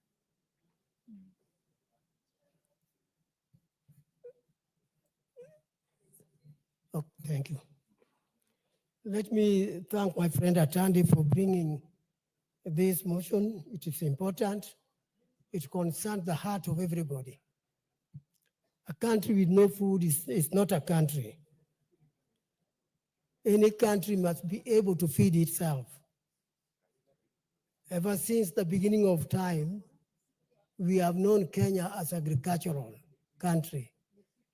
Yet, Madam Speaker, we don't seem to be acting as an agricultural country. It is a pity that Kenya imports food.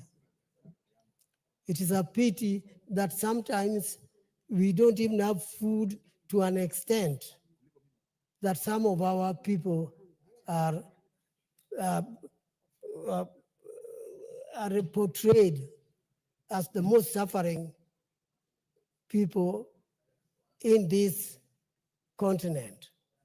And yet we have the capacity to produce. I know in order that we can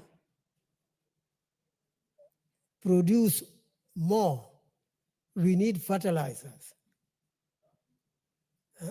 And then if we buy fertilizers from outside, Madam Speaker, I know we are paying a lot more than we would have done for food if we produce our own fertilizers. If you go to a place like where I come from, you find people don't use fertilizers, but still they harvest. Meaning if they had fertilizers, they would produce a lot more per acre. So the idea that we should actually manufacture locally is something I must support because it will avail fertilizers to more people, and therefore we will be able to produce more. That will reduce even the cost of living, in that we will be getting more agricultural products from within our own country, and we can manage the production so that everybody can be able to get food. Madam Speaker, I support this bill because I realize that if we do produce fertilizers from within, we will also be employing more people to do the manufacturing of the fertilizers. So since we suffer from unemployment to the extent we know, we must be able to think of how we can be able to create employment. And this is just one area that can help us to create employment in this country. I therefore see it that this is one area that we must spend a lot of effort on. To do this sufficiently, I urge that we should train our students on agricultural activities, various types, so that when we begin to manufacture locally, manufacture fertilizers locally, we will be doing that when we have well-trained staff to do this kind of thing, because that's the only way that we can be able to increase food in this country. Madam Speaker, I support this. Thank you for giving me the opportunity.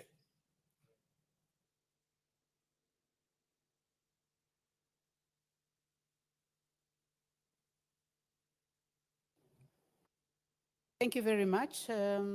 Honorable members, before we proceed, I would like to welcome students seated in the speakers gallery this morning. We have students from Nairobi Comprehensive School, Dagoretti North Constituency, Nairobi County. We also have in the public gallery this morning students from Bishop Lawi Imatthew Primary School, North Imenti Constituency, Meru County, and Koinange Comprehensive School in Kinangop Constituency, Nyandarua County. You are welcome to the National Assembly to continue observing proceedings of the House. And on behalf of the House, I would like to give a chance to the Honorable Mara Kitayama. You are the first one online from Kuria East. Please welcome the students, and you may proceed also to debate the motion. Thank you very much, Madam Speaker, for this opportunity. Madam Speaker, I take this opportunity to first and foremost welcome our students who have found time to come to this august house. This is the people's house. This is your house. This is where you send your members of parliament to come and discuss, debate, and articulate your issues and those that concern the nation at large. And I want to encourage all of you that even as you continue to pursue your studies, that you may find it appropriate that in the course of choosing your careers, choose widely, but if all of you can end up here, then the better, so that we can make Kenya together better together. I also want to take this opportunity to join all parents who have sent their children to school, and then in the process, these children are now going back home. So I'm with you in prayer. This house prays for you for journey mercies as you travel back home, and that you may find favor even at home as you proceed to do your homeworks and studying for that is in your hearts. Thank you for the teachers who have continuously taken care of our children.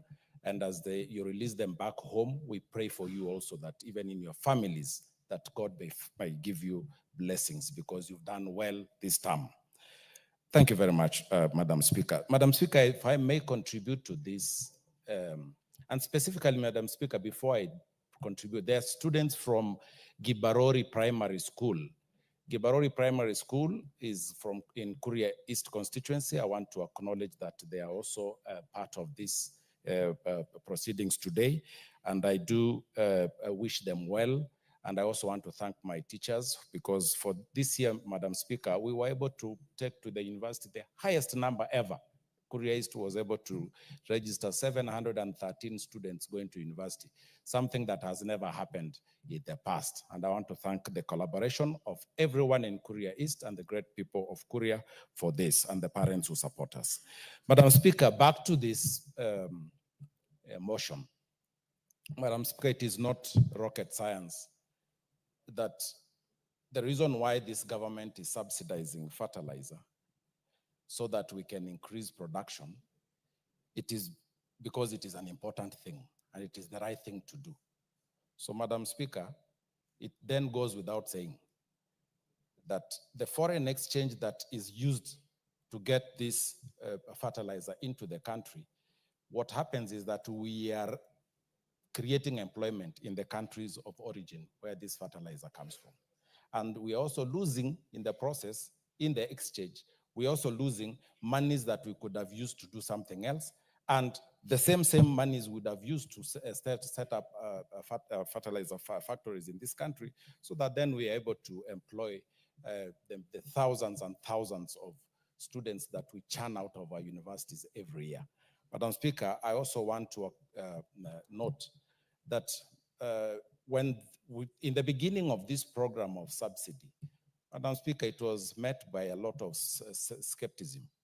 But now that it has become successful, now we have even new emerging challenges where now cartels have moved into this space and be able to get fertilizer cheaply. They hoard it and then they start selling it at exorbitant prices when now they are off market in the stores. Madam Speaker, establishing our own factories here, in addition to creating employment and making sure that we have timely supply of fertilizer, it also breeds and encourages research. Because, Madam Speaker, our universities, and we thank our universities for the good work that they are doing.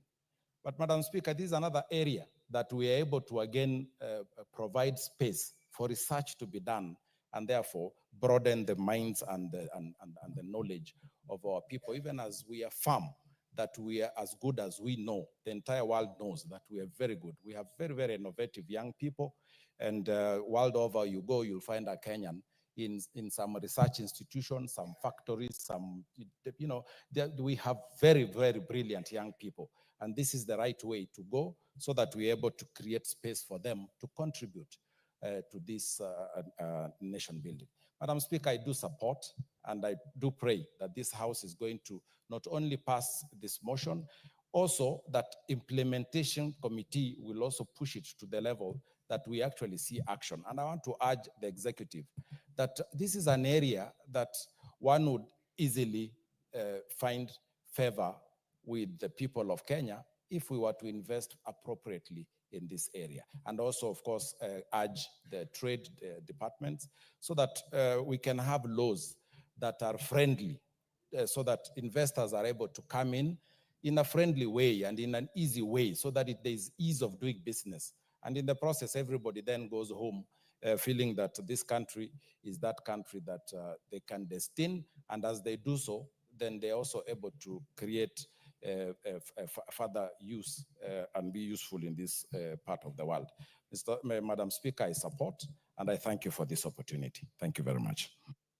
Thank you very much, Member for Kuria East. Honorable members, I understand that the Deputy Speaker, you had agreed that whoever wants to contribute to this motion to go to the intervention button. So let's follow that. The Honorable Zamzam Chimba, Member for Mombasa County. Asante sana Mheshimiwa Spika kunipa fursa hii. Kwanza niweze kuambia watu wangu wa Mombasa, nimekuwa likizo karibu miezi miwili, hamkuniona nikiwa na ugua, lakini nimerudi na niona bunge na nimerudi na tuanze kuchapa kazi. Mheshimiwa Spika, nachukua fursa hii kuweza kumpongeza Mheshimiwa Atandi kwa kuleta mjadala huu leo, ambao anasisitiza kuwa tuweze kuwa na viwanda vyetu vya mbolea ili kuweza kuboresha ukulima ndani ya taifa hili. Mheshimiwa Spika, Mheshimiwa Spika, kwanza tukiwa na viwanda vyetu ama pia vile viwanda ambavyo tuko navyo kuweza kuongezea, manake ilikuwa tunachukua mbolea kutoka nje kwa sababu viwanda vyetu havikuweza kutosheleza wakulima wote. Kwa hiyo mimi naweza kusema serikali ikiwekeza kwenye kujenga viwanda hapa Kenya vya mbolea itaweza kutuletea faida kubwa sana. Vijana wetu watapata ajira, na tunajua kuwa wakati huu na hata baada ya corona vijana wengi walipoteza kazi zao sana na nafasi za kazi zimekuwa haba. Kwa hiyo tukijenga viwanda vingi, tukiongezea viwanda vya mbolea, itakuwa imetoa nafasi ya ajira kwa vijana wetu katika taifa hili. Jambo la pili, Mheshimiwa Spika, hapa nafikiri mwaka jana Mheshimiwa Naibu wa Spika dada yetu Mheshimiwa Gladys Sholei aliweza kuleta mjadala wa mbolea ambazo zilikuwa zinaingia katika taifa hili, zilikuwa na sumu, ikawa wakulima wanatumia na hawakujua, kwa sababu ilileta maradhi mengi sana kama kansa, mambo ambayo yalikuwa ya kutamausha sana Mheshimiwa Spika. Na katika ubora wa bidhaa Mheshimiwa Spika, pengine ni sisi wenyewe tuweze kuwa na viwanda vyetu hapa Kenya, na tunaweza kufanya uchunguzi wa kutosha tukajua kuwa bidhaa hizi zinazotoka katika kiwanda fulani ni bidhaa ambazo ziko katika sawa ukiangalia afya na mazingira Mheshimiwa Spika. Kwa hiyo tukiwa na viwanda vyetu vya mbolea, itakuwa hata afya yetu na mazingira yetu yatakuwa sawa, kwa sababu tutakuwa tunaangalia bidhaa, ubora wa bidhaa katika taifa Mheshimiwa Spika. Jambo lingine Mheshimiwa Spika, mazingira yetu ama udongo wetu uko tofauti na udongo wa mataifa ambao sisi tunatoa mbolea Mheshimiwa Spika.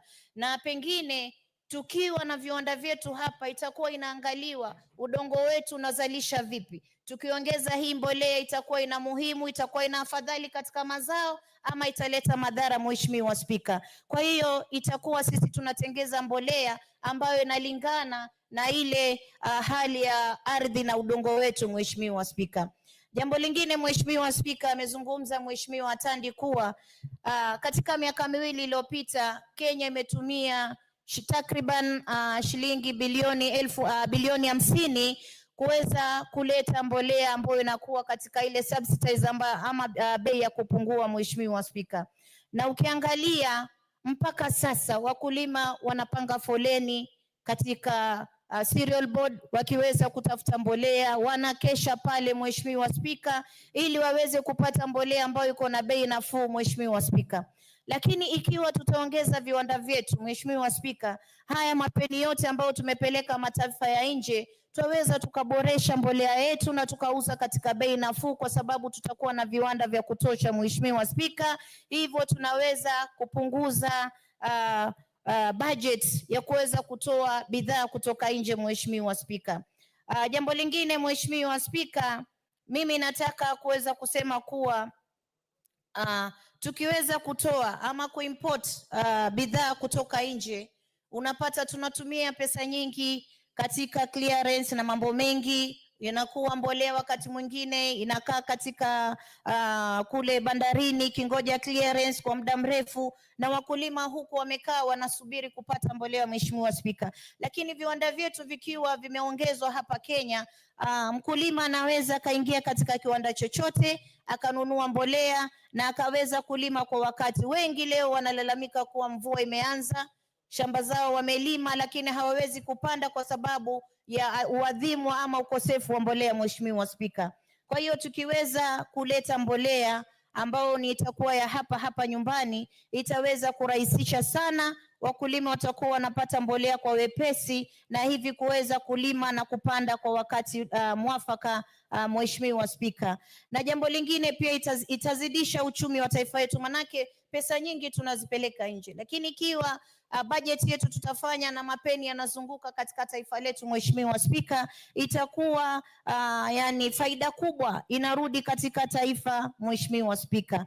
Na awali ya yote itakuwa pia tumepunguza maradhi, kina mama wamelazwa mahospitali kwa sababu ya chakula ama vyakula ambavyo wamekuwa kila ambavyo vimetumika mbolea za kutoka nje, na mbolea aina hizo zimethibitika, hata alivyosema dada yetu Mheshimiwa Gladys Cholei alilia sana hapa katika bunge, akasema hizi mbolea zimekuwa ndio chanzo cha maradhi hapa Kenya, Mheshimiwa Spika. Ukiangalia ardhi yetu, ubora wa ardhi, ubora wa ule udongo umeweza kupotezwa kwa sababu hizi mbolea zimekuja zikaharibu mazingira, na maji yakitoka katika udongo yakiingia kwenye mito yetu, unapata watu wanakunywa maji ambayo ina sumu, Mheshimiwa Spika, kwa sababu ya kuweza kupitisha mbolea aina fulani ambazo zimetoka nje, Mheshimiwa Spika, na zimejipata katika vyakula vyetu na watu wamekula na wamekuja wakapata maradhi ambayo wengi wao wamepoteza maisha yao, Mheshimiwa Spika.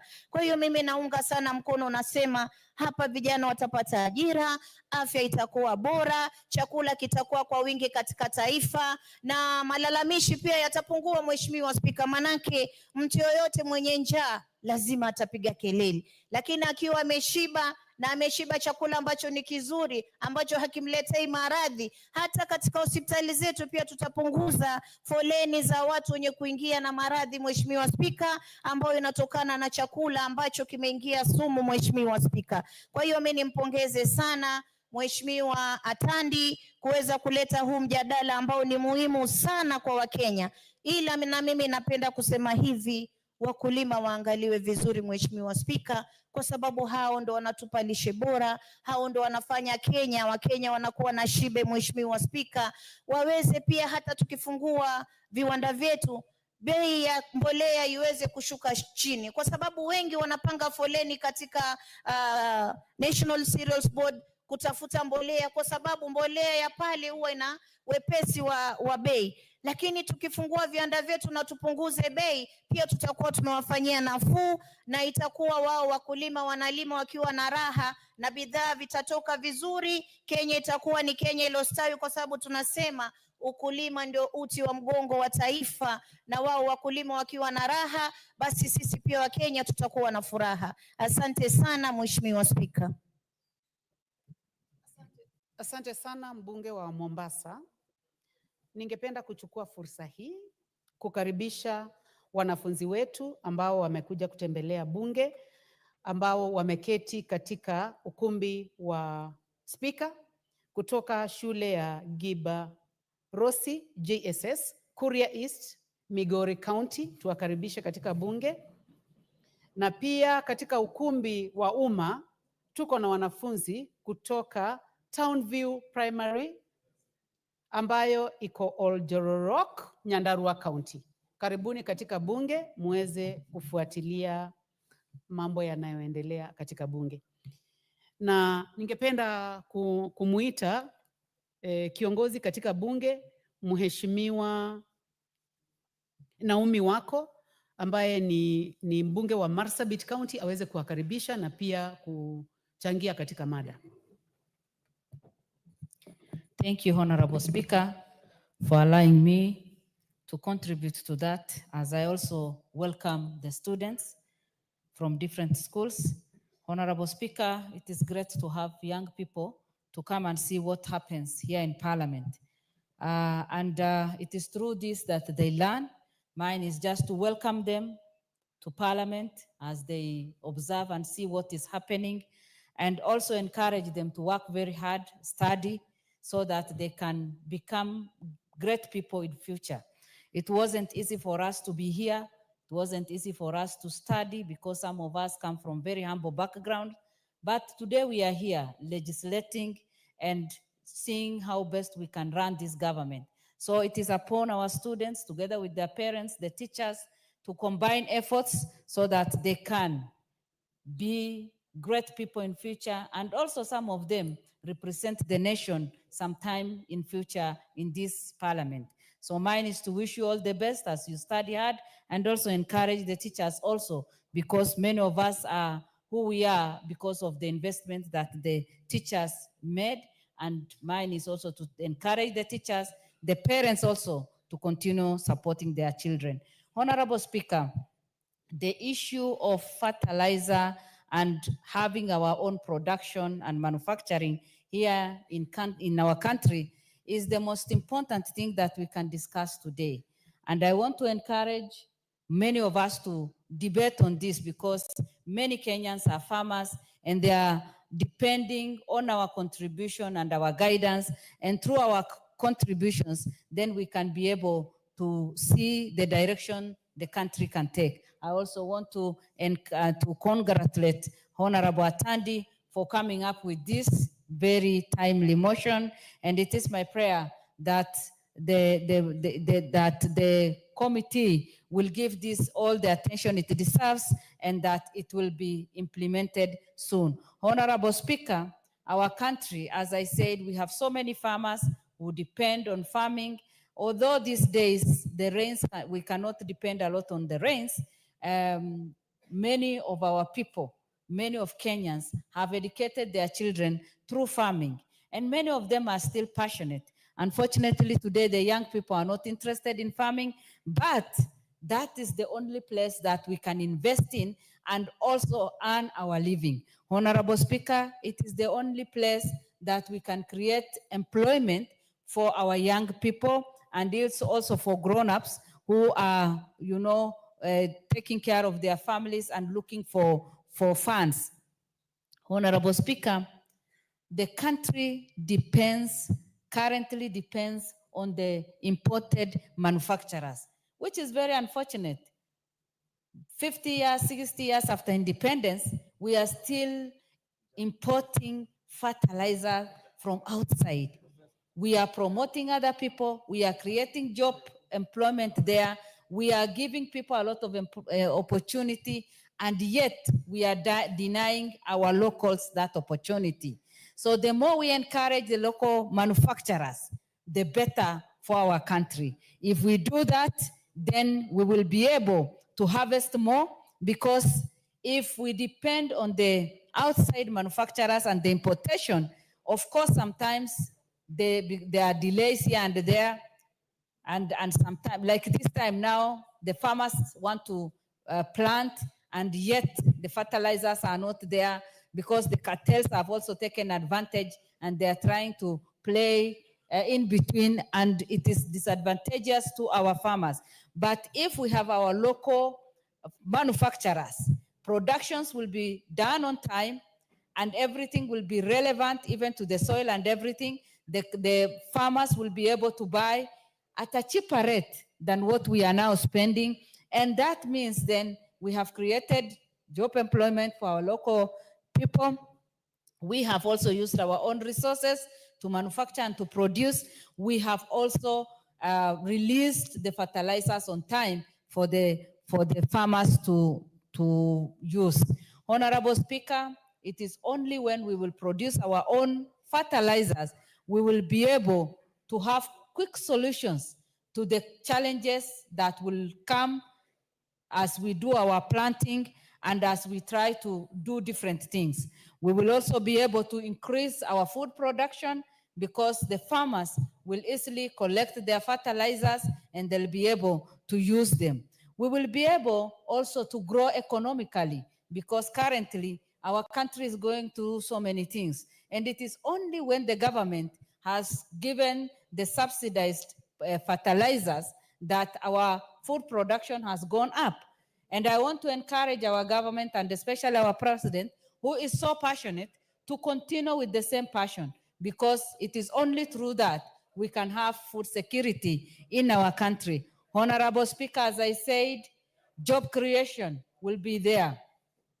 And then the low cost, as I said, because it is locally produced, will be able to overcome the high cost now. Honorable Speaker, I agree with the motion that the national government through the Ministry of Agriculture and Livestock Development supports and promotes local fertilizers manufacturing industries by investing in research and development to boost the domestic fertilizer manufacturing sector. That is the only way we can create our own wealth. That is the only way we can grow our farmers. That is the only way we can encourage our young people who have the knowledge in farming and doing agricultural business, and also those who are good at doing research. We can be able to utilize their skills. Honorable Speaker, with those few remarks, I support. Thank you. Thank you very much. The Honorable Professor Phyllis Barto, member for Moibel. Thank you, Madam Speaker, for giving me the opportunity to also contribute to this motion on fertilizer, and also to thank Honorable Tandy for also bringing this motion to the House. Madam Speaker, I come from a very important region in this country, the breadbasket of Kenya, and that is Uasin Gishu. And fertilizer is a very key component in my region. Madam Speaker, when the current government came in place, they gave farmers promises, and one of them was subsidy, the fertilizer subsidy. Madam Speaker, and that was a way of building capacity for farmers so that they can increase productivity. And also, having been a product of maize farming, because that is how I was educated. I am a professor, courtesy of maize growing by my parents. It is unfortunate that, Madam Speaker, Honorable Barto, for the sake of the students and to encourage them, I would like you to say you are a professor in which field? Thank you, Madam Speaker. To the students in the House, I would want to welcome you to this very important house where laws of the land are made. My name is Professor Phyllis Barto, Member of Parliament, Moiben constituency. And formerly, before I became a Member of Parliament, I was a professor of linguistics at Egerton University for the last 25 years. So I welcome you, and I want to encourage you to work hard in school, be disciplined, be focused, and one time you may find yourselves here, or you will be very senior, important members of the Republic of Kenya, including even being the President of the Republic of Kenya. Karibuni sana, and feel at home. On the issue of fertilizer, as I've said, Madam Speaker, I was a beneficiary of having gotten a chance to go to school because my father or my parents were farmers. It is important that we encourage local manufacturers, Madam Speaker, because we have come of age as a country. We have the best researchers in the country who can test our soil and determine the kind of fertilizer and the quality of fertilizer we require. We no longer need to depend on imports from countries where we are not even sure of the quality, and given the situation where we cannot control their entry, because sometimes our officers at the entry are compromised. Madam Speaker, we look at the case in point right now. In my constituency or in my county, it is the planting season. We are supposed to be planting, and we should have started even as early as last month. Madam Speaker, I can tell you, the stress the farmers are undergoing in the North Rift is not something to, I mean, it is very painful. In my constituency, Muiben, I have three regions or cooperatives who are picked to be distributing fertilizers to the farmers. At the moment, in Progressive, the farmers are queuing, there is no fertilizer. When you go to your teach in Sedgoitward, the farmers are queuing, there is no fertilizer. At the National Cereals Board in Eldoret itself, there is no fertilizer, Madam Speaker. If we can encourage our local manufacturers, our own, to manufacture that fertilizer and support it, they'll ensure that the fertilizer is available and it is timely. They will also ensure that the fertilizer is available throughout the year so that the farmers don't have to be waiting until the planting season. So they rush to the cereals and they go and they queue, and sometimes some of them go back without getting it, and it becomes very expensive.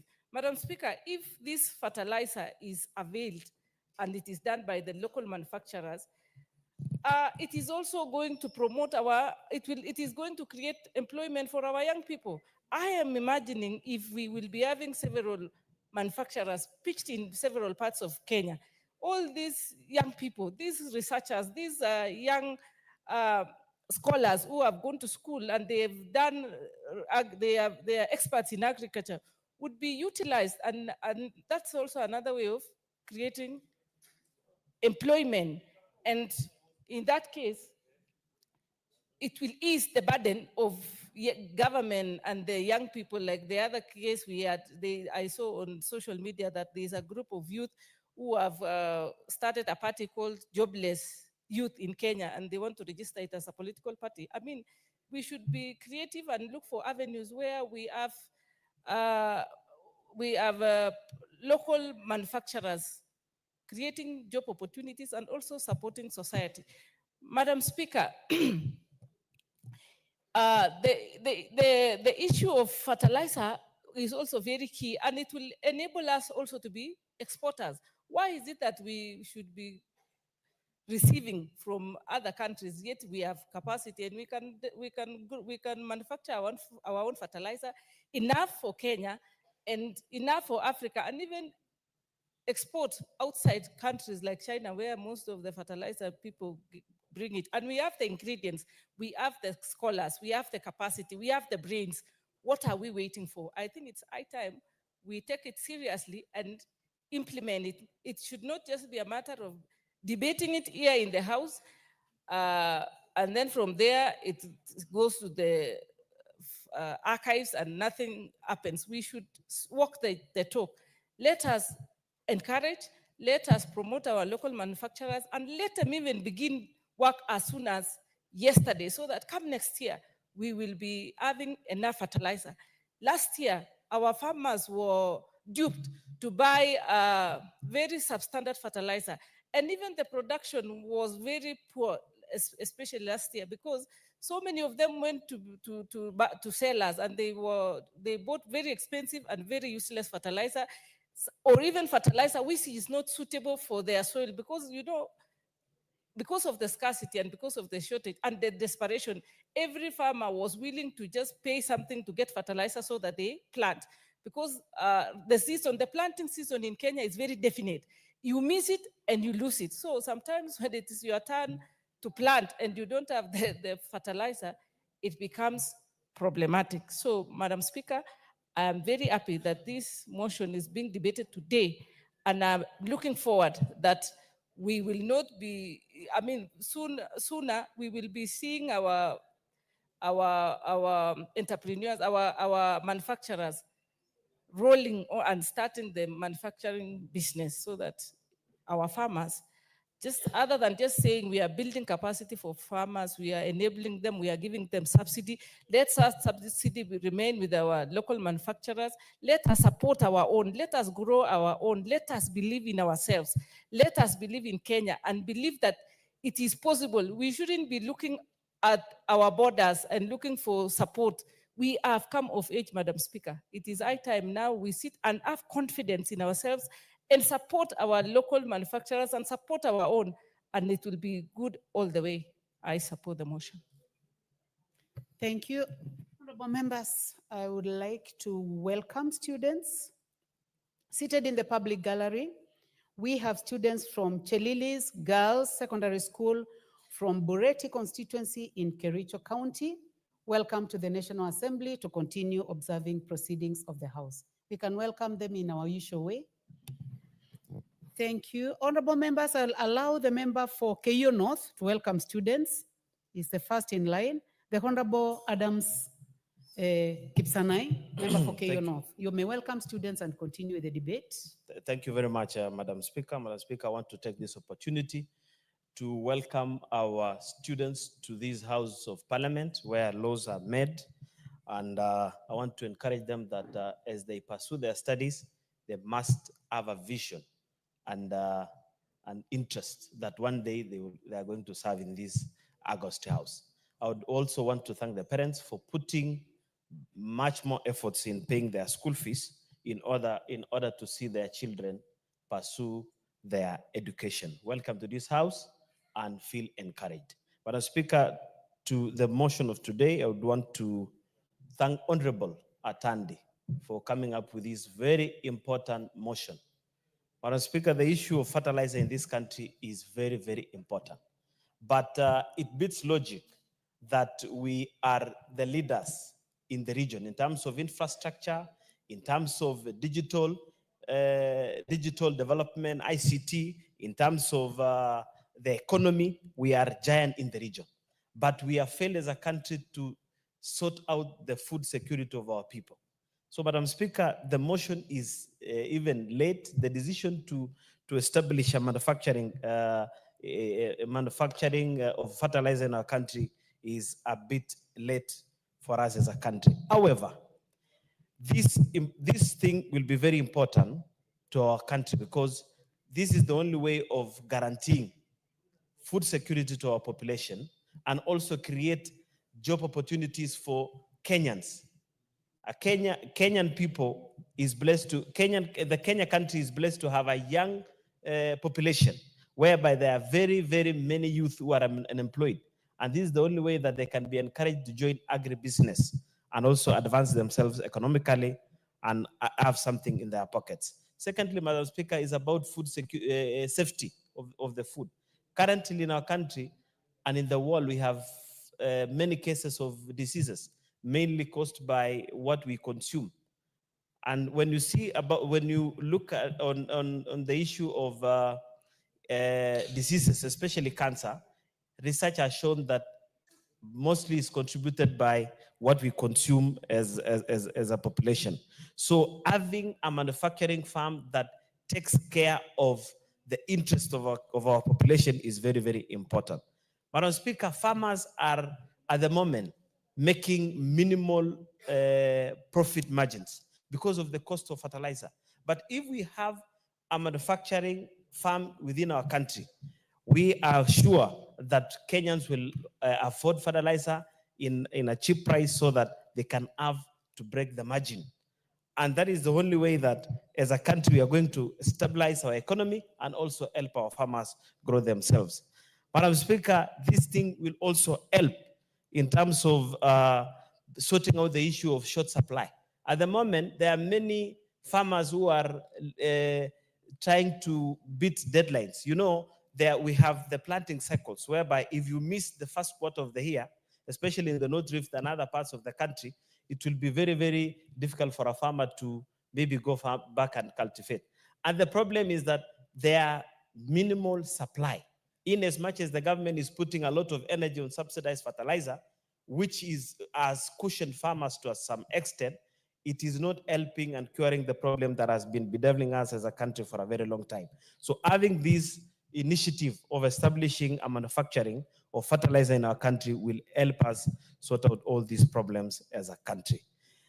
Lastly, Madam Speaker, is that in as much as we discuss the issue of manufacturing our own fertilizer as a country, we must ask ourselves one pertinent question. the last regime, around 2014, 2016, the Jubilee government started a manufacturing company in Wazingishu. But the project didn't take off. And when we ask questions, you will be told that there are other interests that came in. And apart from interest of cartels who are interested in supplying fertilizer, we must also sort out the issue of cost of production.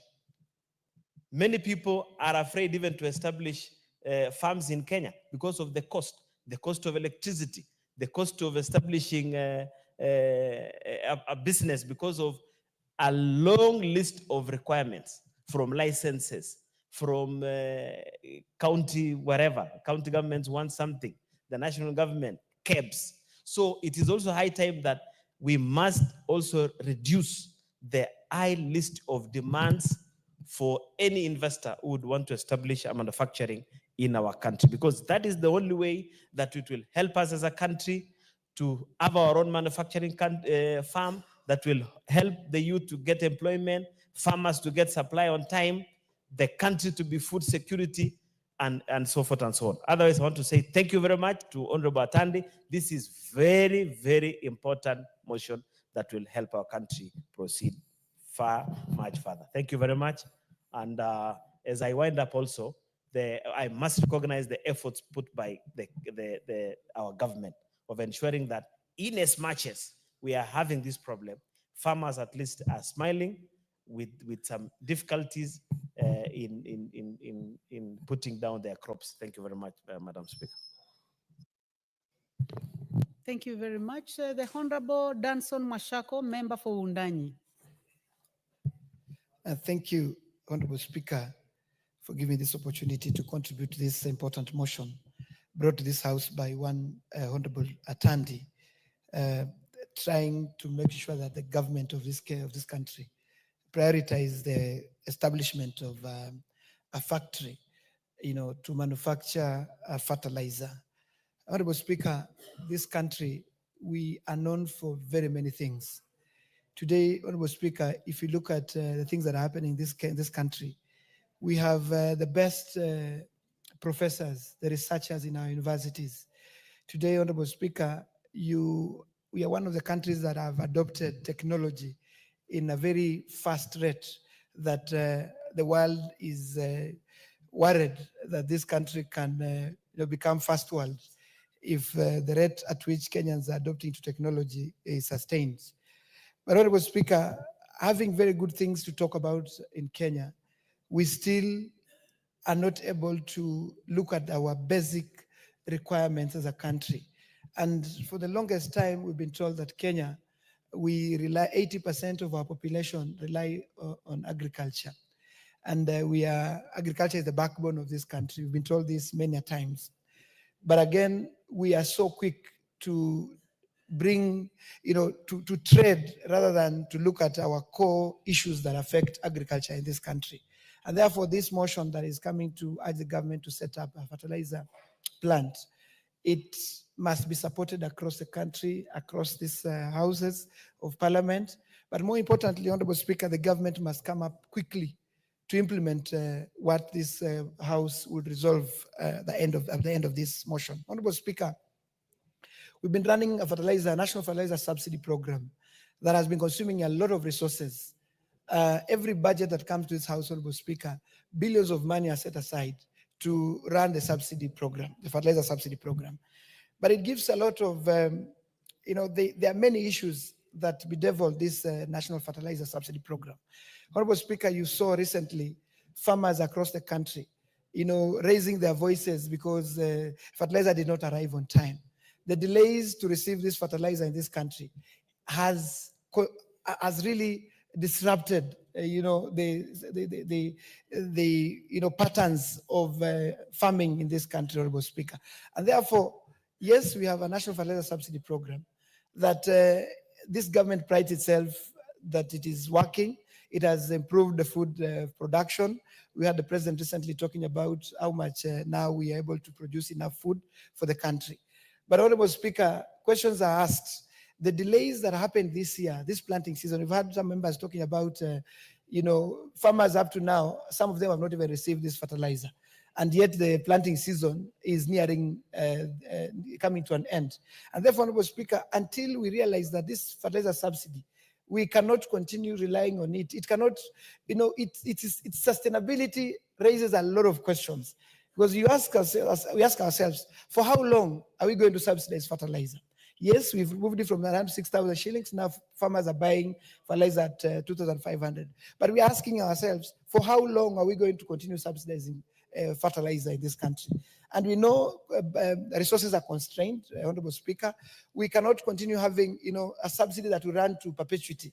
We must start thinking around how to bring, cost of fertilizer down sustainably, because subsidy is not sustainable, Honorable Speaker. Honorable Speaker, I'll tell you, we have spent over 50 billion shillings subsidizing fertilizer in the last few years. And this is so much money compared to setting up a fertilizer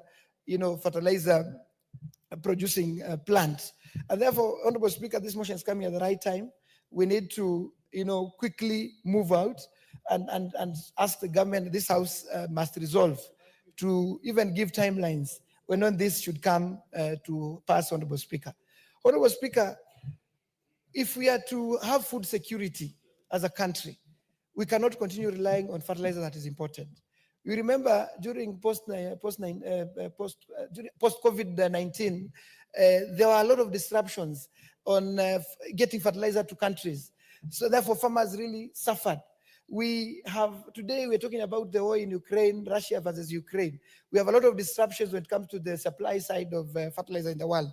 And therefore, Honorable Speaker, a little geopolitical tension across the world, across the fertilizer producing countries like China, like Russia, the US, we will definitely have a problem as a country. And looking across Africa, Honorable Speaker, it is a pity that around our region, we have very few countries. In fact, we don't have any country that is known to be producing or manufacturing fertilizer.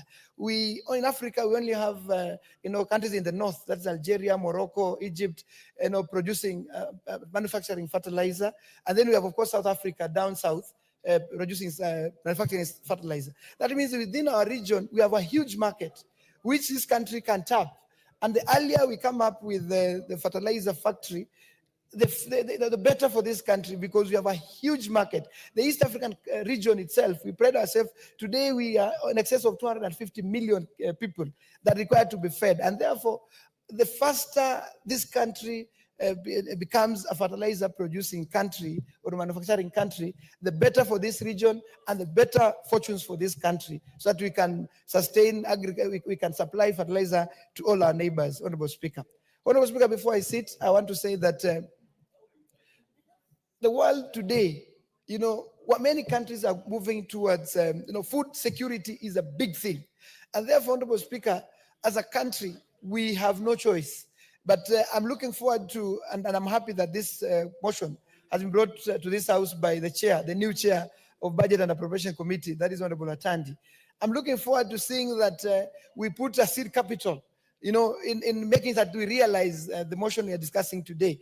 Because if we can talk around here, and if we don't put resources to make this happen, Honorable Speaker, we will still be talking and nothing comes out of our discussion here, Honorable Speaker. And therefore, I want to ask Chairman Budget, even as we move towards bringing the budget estimates for 2025-2026, the Ministry of Agriculture must create a seed capital that then we will go into research, we'll go into promoting the idea that we're discussing today, whereby we can make Kenya a fertilizer producing country, a fertilizer manufacturing country, so that we can, one, make sure that we have food security, we can improve the yields of our farmers in terms of getting cheap fertilizer. At the same time, we can create employment for many and millions of young people who are out there seeking for jobs and they're not able to get employment, Honorable Speaker. And therefore, Honorable Speaker, I stand to support this motion. Thank you, Mheshimiwa Speaker. Thank you very much. The Honorable Christine Ombaka, member for Siaya County. Okay. Thank you, Madam Speaker, for giving me this opportunity. I'd like to support my colleague and friend, and Samatandi, who also comes from Siaya, where I'm the woman rep. He's one of the MPs from there. I want to support this bill because it is a bill that is dealing with food on the table. It's about food security.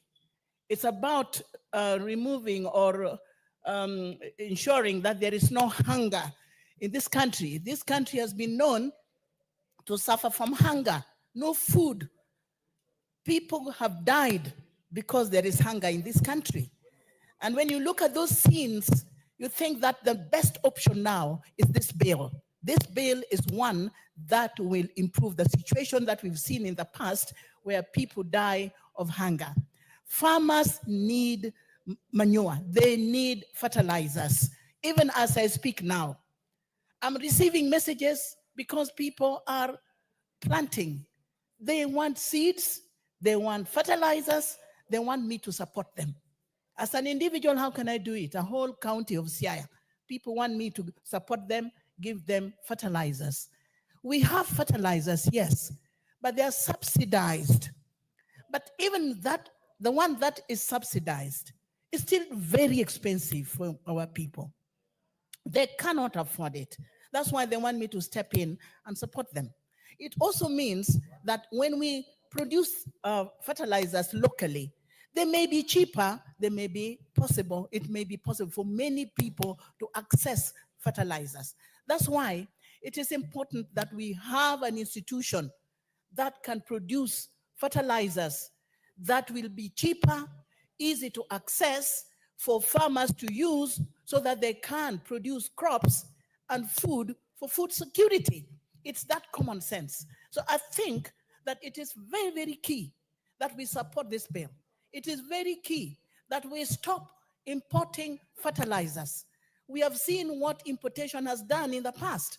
They import very fake fertilizers. The ones that cannot help us, the ones that are very dangerous, they are very poisonous, they are not good for food production. And so if we go local, we may succeed.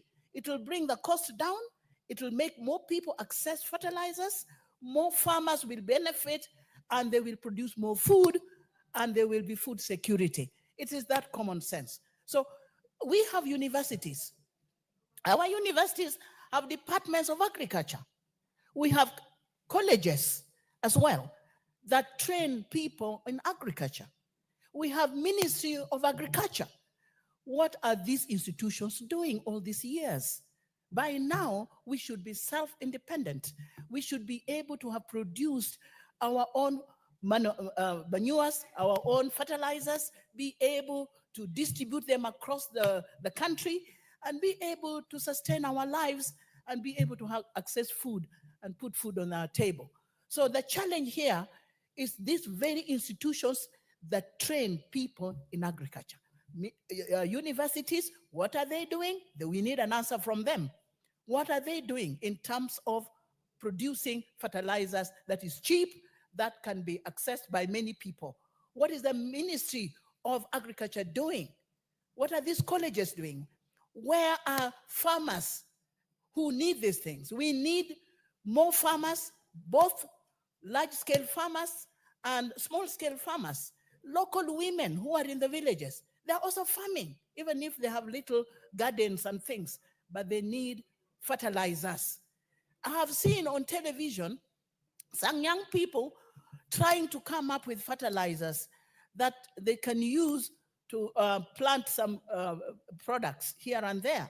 But those are small scale. They try, that there's an effort. So we can say that there is initiatives that are very encouraging when we see people coming up with what they can do to improve food production. But if the government comes wholesale on this matter, if it's supported by the local people and is supported by those who know how to farm, this country will be very far. And so I will encourage and will support this bill because it is going to eradicate hunger and poverty, and many people will not die, without food, will not go without food. So the challenge here is how do we sustain and look for funds that we can start big plants that can produce fertilizers for our people. That is the first step. Be on our own. We cannot continue to import things that are dangerous, to import fertilizers that we do not know how they are manufactured, how safe they are, and so on and so forth. So the message here, or the issue here, is let's go local, let's make it cheaper, let more people access it, and therefore let there be more food on the table and eradicate hunger and poverty in this country. Thank you, Mr. Tandy. This is something that we must go far with because it's in high demand. We need local fertilizers, not imported one. Thank you for giving me this opportunity.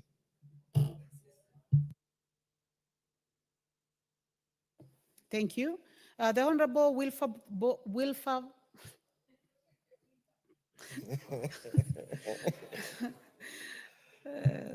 sorry about my Kikamba accent. The Honorable Wilberforce Ondo, member for Funyula. Thank you, Honorable Speaker. Sometimes it can be a tongue twister, but you have done your best. Honorable Speaker, allow me to also stand on this floor at this moment to support the motion by Honorable Samuel Atandi regarding supporting and promoting local fertilizer manufacturing industries.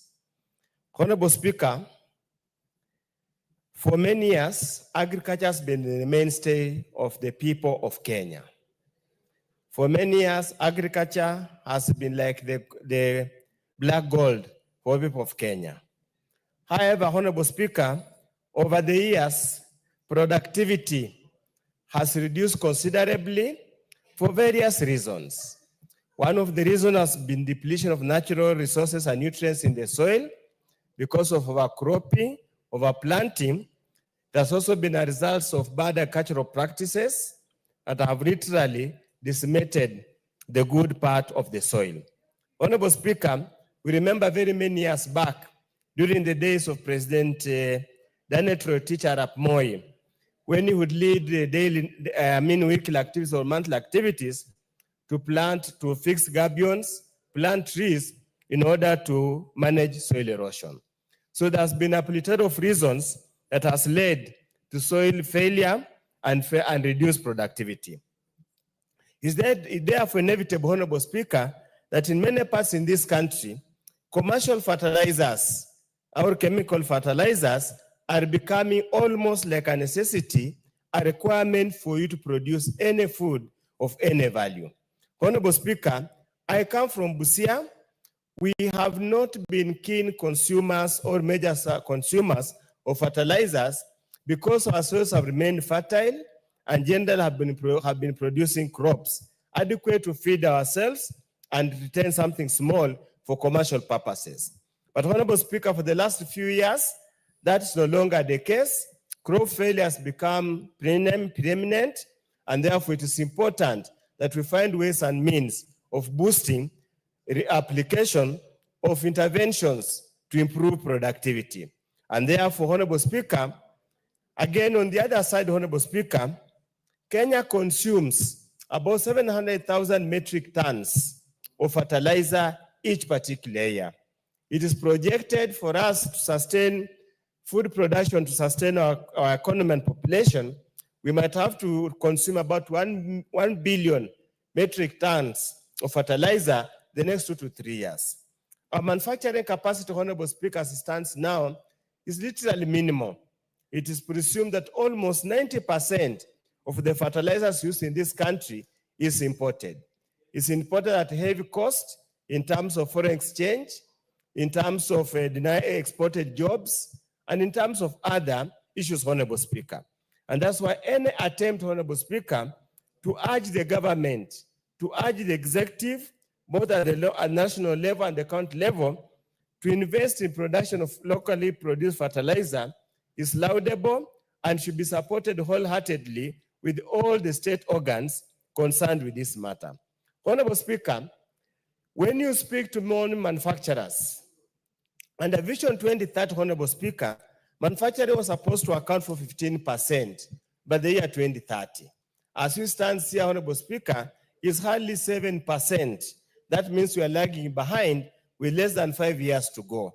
One of the reasons that manufacturing has failed to meet its targets is simply because the cost of production in this country is far much higher compared with even importing, even adding the punitive excise duty and other import taxes. The shelf price of many products, including fertilizers, is much cheaper when it's imported than locally produced. I therefore urge the government to look at the factors of production and look at the cost of those factors of production and work strategically to ensure that we reduce those costs of production. Others, Honorable Speaker, what Honorable Tande has asked us to do or to approve or to resolve will merely go to and fill many volumes of unimplementable parliament decisions or policy decisions that cannot be implemented. We now urge, therefore, the Committee of Planning and Finance and National Planning, as well as Budget and Appropriation Committee, the National Assembly, working together with National Treasury, working together with the KIPRA and other economic think tanks to have a serious look, how can we reduce the cost of production? Honorable Speaker, our electricity costs are the highest ever in this part of the world. We cannot compete with Egypt. We can't compete with Ethiopia. Honorable Speaker, our unpredictable tax regime makes it completely difficult and impossible for any manufacturer to have a long-term view or a long-term plan on the matter, how to deal about it. Honorable Speaker, and then of our uncanny habit of cutting corners. Many products in this country, Honorable Speaker, do not meet even local standards in terms of health, in terms of standards set by Kenya Bureau of Standards, to an extent that, Honorable Speaker, whatever we produce, they might not assist us much. It's therefore important, Honorable Speaker, that all the manufacturers that choose to produce fertilizer must adhere to standards set down under the WTO, so that not only producing for the local market, but we must produce competitive products that can compete with other products all over the country. Honorable Speaker, it is also important to appreciate that these manufactured fertilizers contain chemicals which could turn out to be harmful in the long run, which also deplete the natural ingredients in the soil. Is it possible, therefore, Honorable Speaker, as we vote for production of fertilizers, can we look at natural ways of improving soil fertility? And I'm sure our universities that are agriculture-based can lead the research in this matter. We just hope and pray there is sufficient funding in research and development to enable us proceed. Honorable Speaker, this is not the first time to attempt to set up a fertilizer factory. In the year 2015, around 3rd September, the then Deputy President of the Republic of Kenya, who happens to be the president now, went to Eldoret with colors and pumps and launched a local plant to manufacture fertilizers. As is typical of many of the stories that we hear in this country, it was just hot stories. We therefore urge that whoever is interested in this matter, let's now not treat Kenyans to charade or to lies, but make sure that whatever we purport to do is actually happens, Honorable Speaker. As I conclude, Honorable Speaker, we have the subsidized fertilizer. First of all, the mere fact that subsidized is probably again a tax issue it's a tax incentive in this country. It's a tax expenditure in this country. We can never continue with subsidies. Many countries in the world have done away with subsidies. We must find ways and means of producing at market price that support the economy or not. And second, final, Honorable Speaker, I also want to get the country to get out of the fixation that for food production, we are only looking at food security. We must produce for money, we must produce for export, we must produce for value addition. With those few remarks, Honorable Speaker, I support the motion. Thank you very much, Professor. Honorable members, help me to welcome students seated in the public gallery this morning. Students from Kate Academy in Ruiro constituency, Kiambu County. And we also have students seated in the speakers gallery this afternoon. Students from Guy Secondary School from Mwingi North, in Kitui County. You are welcome to the National Assembly to continue observing proceedings of the House.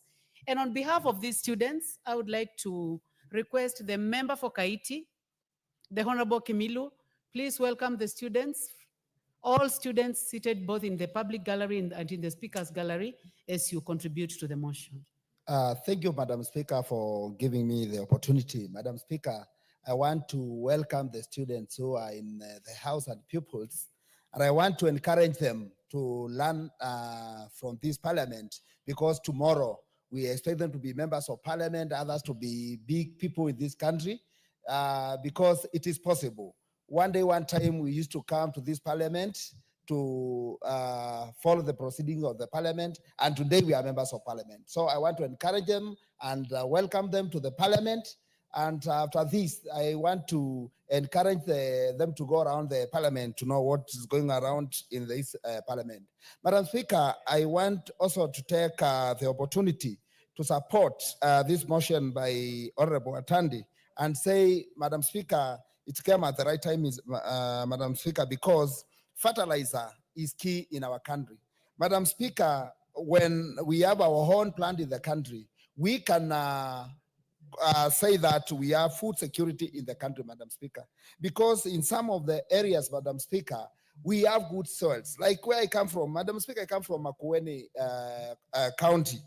And in my constituency, Kaiti constituency, we have one of the best soil, Madam Speaker. But because of the rain pattern we get short rains. Madam Speaker, for the farmers in Makueni to get good yield, they need fertilizer. As we are speaking now, Madam Speaker, yesterday I had a very busy day getting calls from my constituents, going to Makueni and get that there is no fertilizer. They were calling me as if they think that I can have a solution for them, Madam Speaker. But Madam Speaker, it's key. Fertilizer is key in our country. And if we embrace and support this motion, Madam Speaker, and have our own plant in this country, Madam Speaker, I think this is something which can help this country, because it can also create employment, Madam Speaker. Right now, as you are talking, people are crying. Kenyans are crying. They are loitering in the streets looking for jobs. Having our own plants, Madam Speaker. I went to China 2 years ago, Madam Speaker, and I visited a plant, a fertilizer plant, and I was shocked to get a plant which has more than 3,000 workers, Madam Speaker. In this country, if we have our own plants to produce fertilizer, Madam Speaker, we can employ many youths who are loitering, who are looking for jobs, Madam Speaker, and that can help the living standards of Kenyan, Madam Speaker. As I was sharing with my colleague, Honorable Caleb Amisi, he was talking like, he was like crying here, Mr. Speaker, because he was talking of the constituents are calling him. Even when you look at him, he looked like someone who is very tired. He did not sleep because of lack of fertilizer in his constituency. And you know, he comes from the areas whereby they depend on agriculture, Madam Member Speaker. for Kaiti, has the Honorable Caleb Hamisi allowed you to describe him? But Madam Speaker, I think I was trying to describe, because we were discussing about fertilizer here a few minutes ago.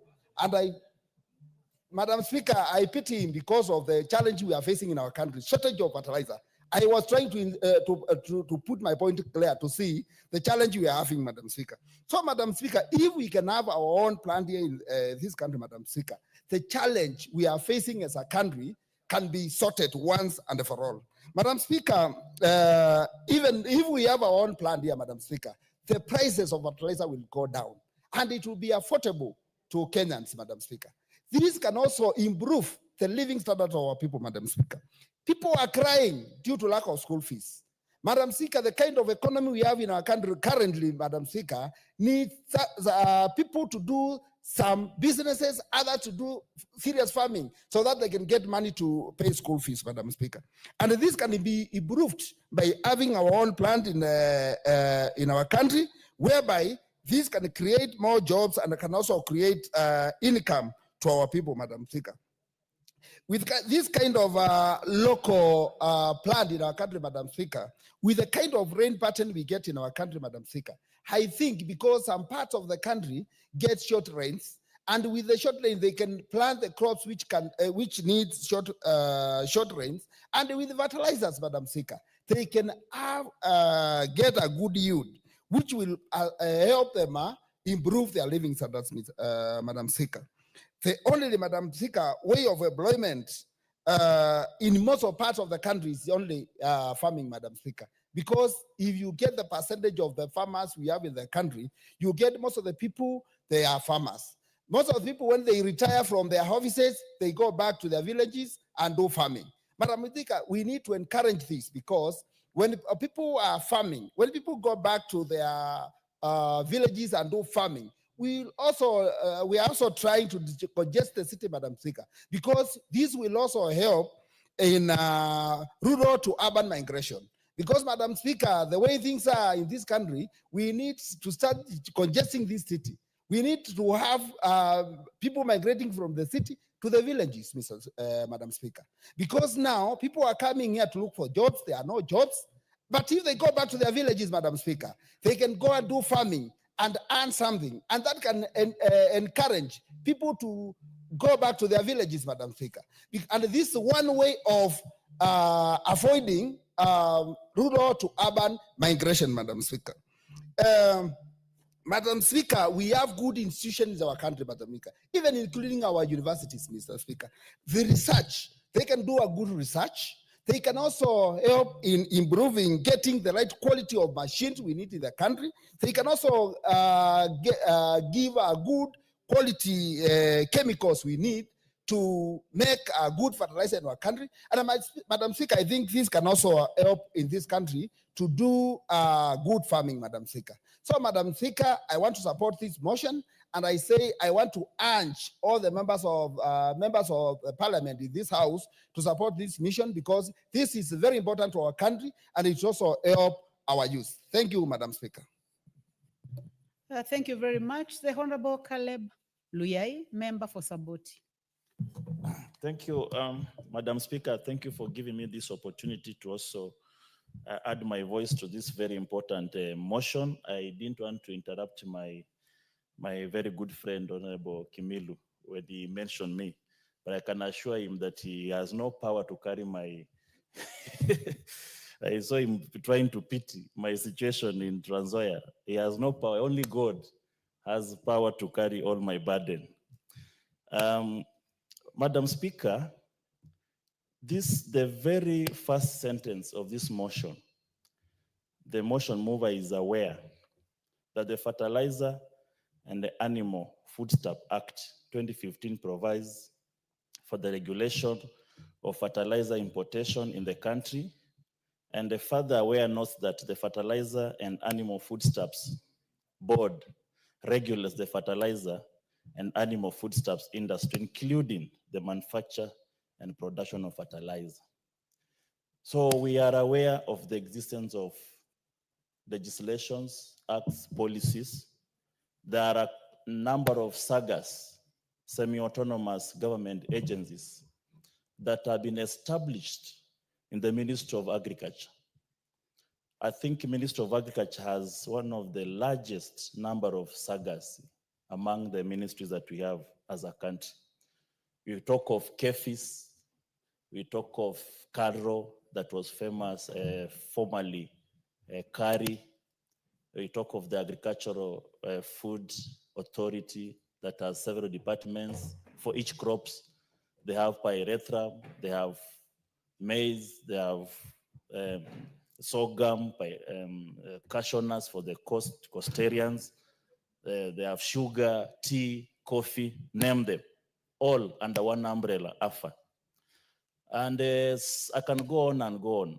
Very many departments that have been established, some from the crop side, others from the animal side. We are blessed with fauna and flora as a country.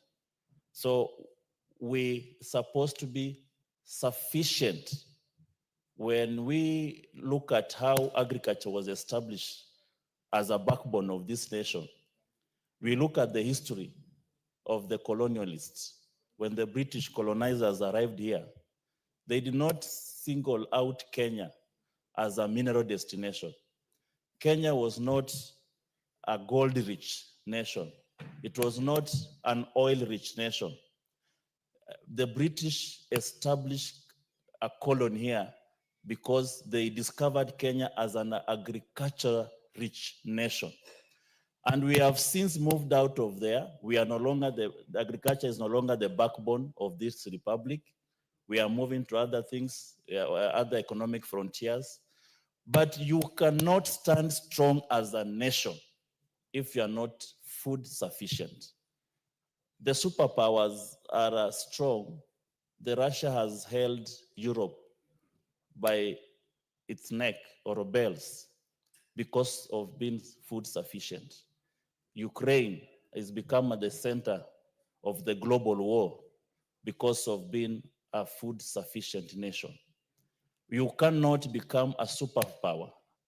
Kenya has prided itself for being an East African hegemony, but we can no longer flourish in the past glory of being an East African hegemony. Why? Because we neglected our very backbone that made our economy strong.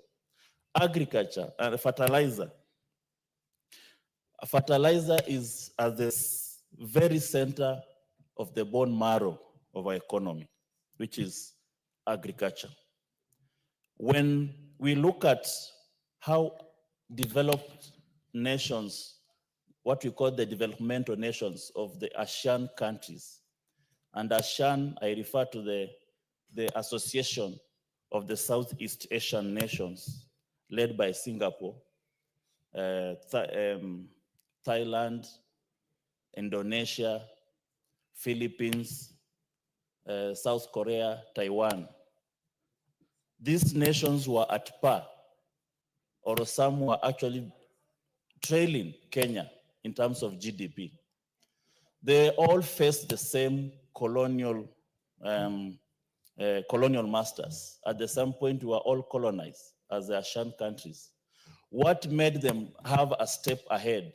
It's not that they suddenly discovered mineral or something else. They emphasized on the agriculture, which was their strength, just like agriculture is the strength of most African nations. They improved their production, value addition. They maximize profit out of agriculture. Apart from making what we call broad coalitions to cater for their internal politics, just like we've been having broad-based government, so that to have a conducive political environment to flourish as a nation, they emphasize on local food production that were able to be sold internationally, textile industry, and the emphasis on the institutions, bureaucratic institutions that made sure that there's no corruption, there are no cabal system that will get established, which has always been a problem as a country. We need not to overemphasize on legislation, on things to do with fertilizer. We do have enough legislation. It is good this motion brings a discourse for the nation to discuss where have we gone wrong. But it is far away from trying to lead us into having more acts, legislation, more bills, more policies. We do have enough. We must cultivate a culture of nation that wants to flourish and develop and become an international giant. That culture is missing. That culture is missing in our leadership. That culture is missing in our top leadership, and it trickles down to the line ministries up to the local level. We must establish a culture of proper leadership, good leadership that determines where the nation is, where the nation was, and where the nation needs to go. Before you start thinking about legislation, which we have in plenty, we need to establish a country that has a right-thinking leadership right from the top.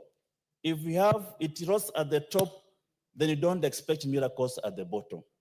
This is not bottom up, this is top down. You have to come from top to bottom.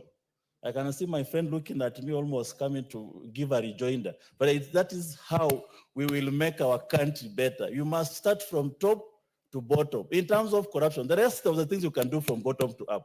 But in terms of corruption and making sure that the proper leadership in this country that directs the nation to the right way, you must start from the top. And I dare say that we have messed this country right from the top. That's where we need to start. When you say fertilizer industry as cartels, where are these cartels flourishing without the topmost leadership intervention? We must ask the questions. Those bitter questions we must ask ourselves. And that's why our nations, African nations, are lagging behind, because we never discovered that what ails us. The Asian countries discovered. That's why they say they are developmental states that are in the category of developmental states.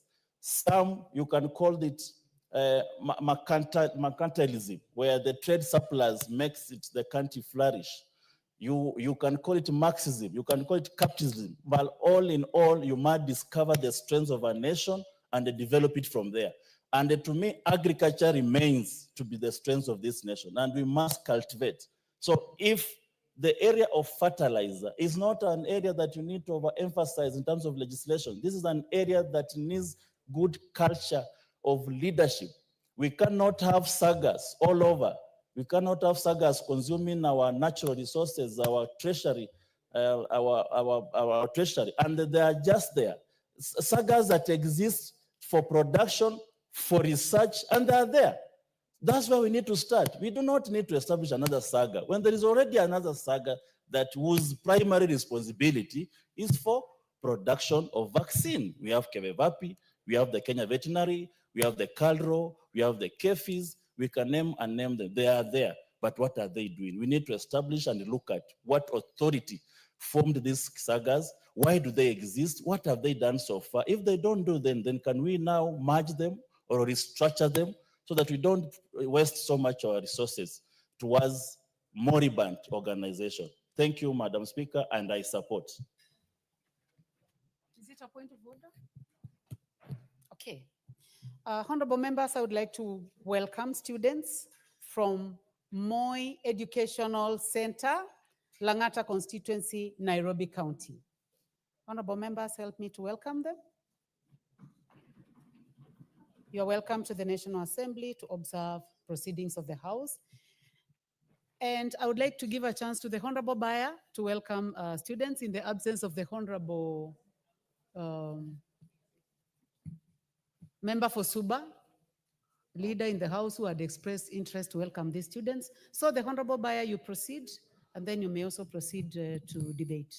Okay, thank you very much, Honorable Speaker. Honorable Speaker, I want to welcome the students to this honorable chamber, this august chamber that has leaders elected from all over the country for them to observe the proceedings of this House. I want to urge them and ask them to work very hard in school and to aspire to be leaders and to aspire to one day step in this chamber as leaders, not as students. And I want to wish them all the best in their studies, let them enjoy their time in school, do their best, and come out as great leaders, just like they are in this House. Thank you very much, Honorable Speaker. I want to make my contribution to supporting and promoting local fertilizer manufacturing industry. But before I do that, I want to tell the Honorable Caleb Amisi, the member from one of the Trans Nzoia constituencies. Caleb Amisi, you know, he's still held up in the 19th century politics of Marxism, of mercantilism, and that almost 18th, 19th century stuff. I see a lot of his writings on Twitter and all that, but I see his mind is actually fixated there. And I want to tell him that did not help the world. Russia collapsed. Yugoslavia collapsed because of these same principles that he's trying to say Kenya must adopt to move forward in development. We are in a new era of thinking and ideologies in this world.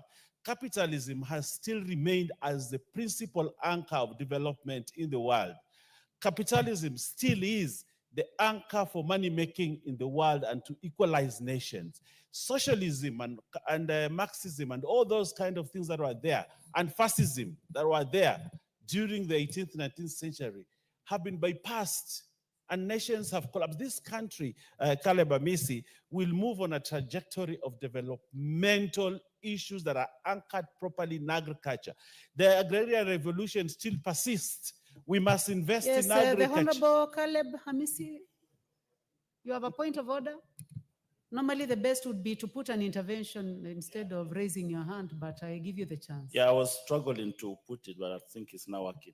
Madam Speaker, I think with due respect to my colleague and the leader of this House, is that he has diverted from the motion. The motion was not discussing Caleb Amisi ideology. The motion was discussing fertilizer. I will bring here another motion that will discuss Caleb Amisi ideology, and the honorable member will have enough time to contribute. Thank you, Madam Speaker. Of order now. You Is, believe that he is irrelevant? He is irrelevant and is continuously mentioning my name and attaching some ideologies that I don't follow towards my name. And it's not even, he has not brought a substantive motion to discuss my name. All right. Before you respond, I keenly followed what the Honorable Bayer said. I believe that he was just reacting to what you had said, which is allowed in the House. It's a house of debate. I did not see him being irrelevant, so there is nothing out of order. Thank you, Honorable Speaker. Thank you. Honorable Speaker, I want to say this. This country, Kenya, already has factories that manufacture fertilizer, and that is a fact. If you look at what we have in the country, the question that we have is the fertilizer being manufactured in this country enough? It is not enough. So how do we fill in the gap? We can only fill in the gap if we get other investors to come and invest in the country to have more fertilizer plants, to manufacture more fertilizer, so that our farmers can have enough fertilizer for their farms. On the upshot of that, Honorable Speaker, if we have more fertilizer manufactured in the country, we reduce our foreign exchange, the use of our foreign exchange to import fertilizer. Foreign importation has been one of the problems that has caused us the imbalance of trade between this country and other countries. We continue to import even things that we must not import. What I want to see is more investors, and I want to ask the people of Trans Nzoia to demand from their MP that he invites more investors in Trans Nzoia to set up fertilizer manufacturing plants there so that the farmers can get cheaper fertilizer. Honorable Speaker, regions that would have given us very big output. Majority Whip, you seem to be attracting a lot of points of order. You have another point of order from the member for Funyula. Honorable Speaker, I think my good friend is just going on, is just diverting the attention. Honestly speaking, it's not the business. It cannot be the sole business of Honorable Amisi to go scouting for investors to come and invest in Trans Nzoia in a fertilizer manufacturing plant. It's on record that the current president has globetrotted this world for the last 3 to 4 years, and yet nothing, even a single fertilizer factory has been set up. I think just restrict yourself to the debate. What exactly is out of order? I know it's political out of order to incite the members of public against Honorable Hamisi for no apparent reason. And you have made your point. As far as I'm concerned, Honorable Bayer, just try to focus to the subject matter because now I'm forced to also defend the Honorable Hamisi. And also in the interest of time, I see about 6 people would like to speak. Honorable members, we did not agree on reducing time, so you still have 10 minutes. But if all of you would like to speak, you may choose to speak for 4 to 5 minutes. Okay. So that most of you can be covered. I'll restrict myself to 5 minutes, Honorable Speaker, so that I can save time. But I also want to say this, Honorable Speaker. You see, investors coming into this country to invest, one, they bring in foreign direct investment into the country. Foreign direct investment helps this country to grow its GDP. Again, when investments are made here, productivity goes up. When the productivity of the country goes up, then of course we become a more food secure country. And I want to urge leaders, even as they point out mistakes of this ministry is not doing this is not doing this, also to look at it as they're also leaders. When you say you must start at the top for many things, you are at the top in the county. There's somebody at the top of the county. There's somebody at the top of the constituency. It takes all of us to hold hands together to ensure that we move this country forward. And a leader at the top uses others to influence change. Change cannot be influenced if other leaders are not joining hands to try to influence. We must bring change in the area of manufacture of fertilizer in this country. We must bring change in the areas of agriculture in this country to ensure we are food secure as a country. And this motion by the Honorable Samatande is at its best place that we discuss it at this time when the rains are here. The rains are here, farmers are looking for fertilizer, but the scarcity of fertilizer, not that there is not enough, there is enough, there is fertilizer in the country. Not enough, of course, but we can do better as a country when we ensure that we have more investors coming in to invest in the area of fertilizer. Seeds, for example, Honorable Speaker, my constituency and where I come from, everybody's saying, we want seeds, we want planting material, we want things that can help us grow food. The people in this country are not lazy. They are industrious people who know if they grow food, they'll become food secure, they'll become food sufficient, and poverty will leave their homes.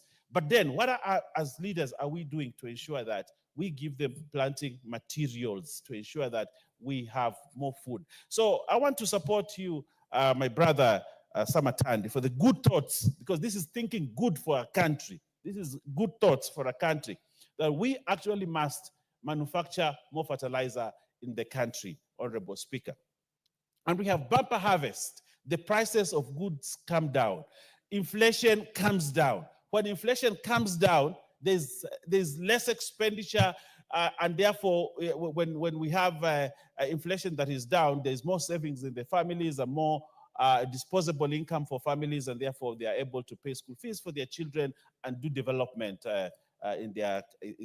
for themselves. So, Honorable Speaker, I want to urge everybody that is able to ensure that we have this, even members of parliament here. There are other members of parliament like Samatandi who has enough disposable income to set up a small fertilizer factory in his village. The Millie here, I know she can set up another small factory for fertilizer, make some money out of it, but also help the farmers. Professor Undo there, he's a good professor, has worked for many years. He has enough money to invest into a small fertilizer. And even Geleche. If everybody goes the cottage industry way and sets up a small fertilizer factory in their constituency, we'll bring down the cost of food production. And even the Honorable Speaker, I know the people of Mutomo want a small fertilizer factory, and you have some money, set up a small fertilizer factory there so that you can bring down. I can see Millie is smiling because she's thinking about setting one tomorrow because she has money. But if everybody does that, if everybody invests in agriculture, we make this country a better country, making it food sufficient, and agricultural produce actually transit to manufacturing.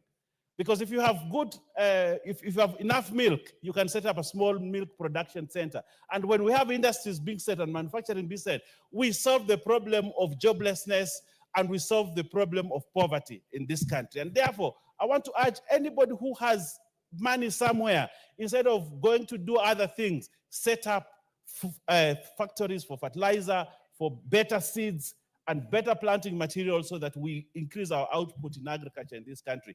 And that way we make Kenya a better country. I thank you, and I want to support my brother Samatandi on this motion. Thank you very much. Thank you very much. Honorable members, I would like to give a chance to the member for Turkana North. I'm very sorry, I didn't know that you're in the house.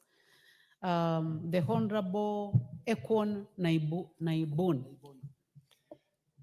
Thank you, Madam Speaker, for giving me this chance to put my voice on this motion by Honorable Atandi. Madam Speaker, growing up in the northern Kenya, those early years when we were in school, we were being told this country, agriculture is the backbone of the economy. That narrative has continued to date. Madam Speaker, it's surprising that we are told manufacturing is focus of subsequent governments for a while now. But when you look at what the government is doing to set up manufacturing institutions, whether it is medicine, whether it is fertilizer, much is not being done.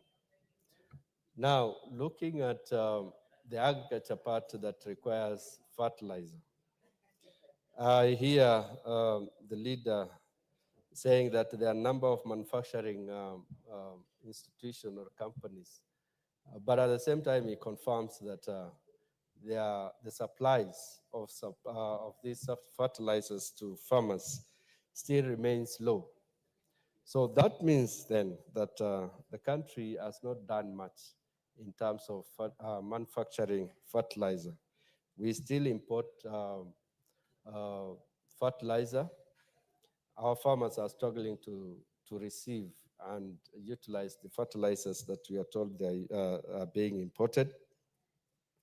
At the same time, the agriculture, the areas that would have been put into agriculture in this country are so much.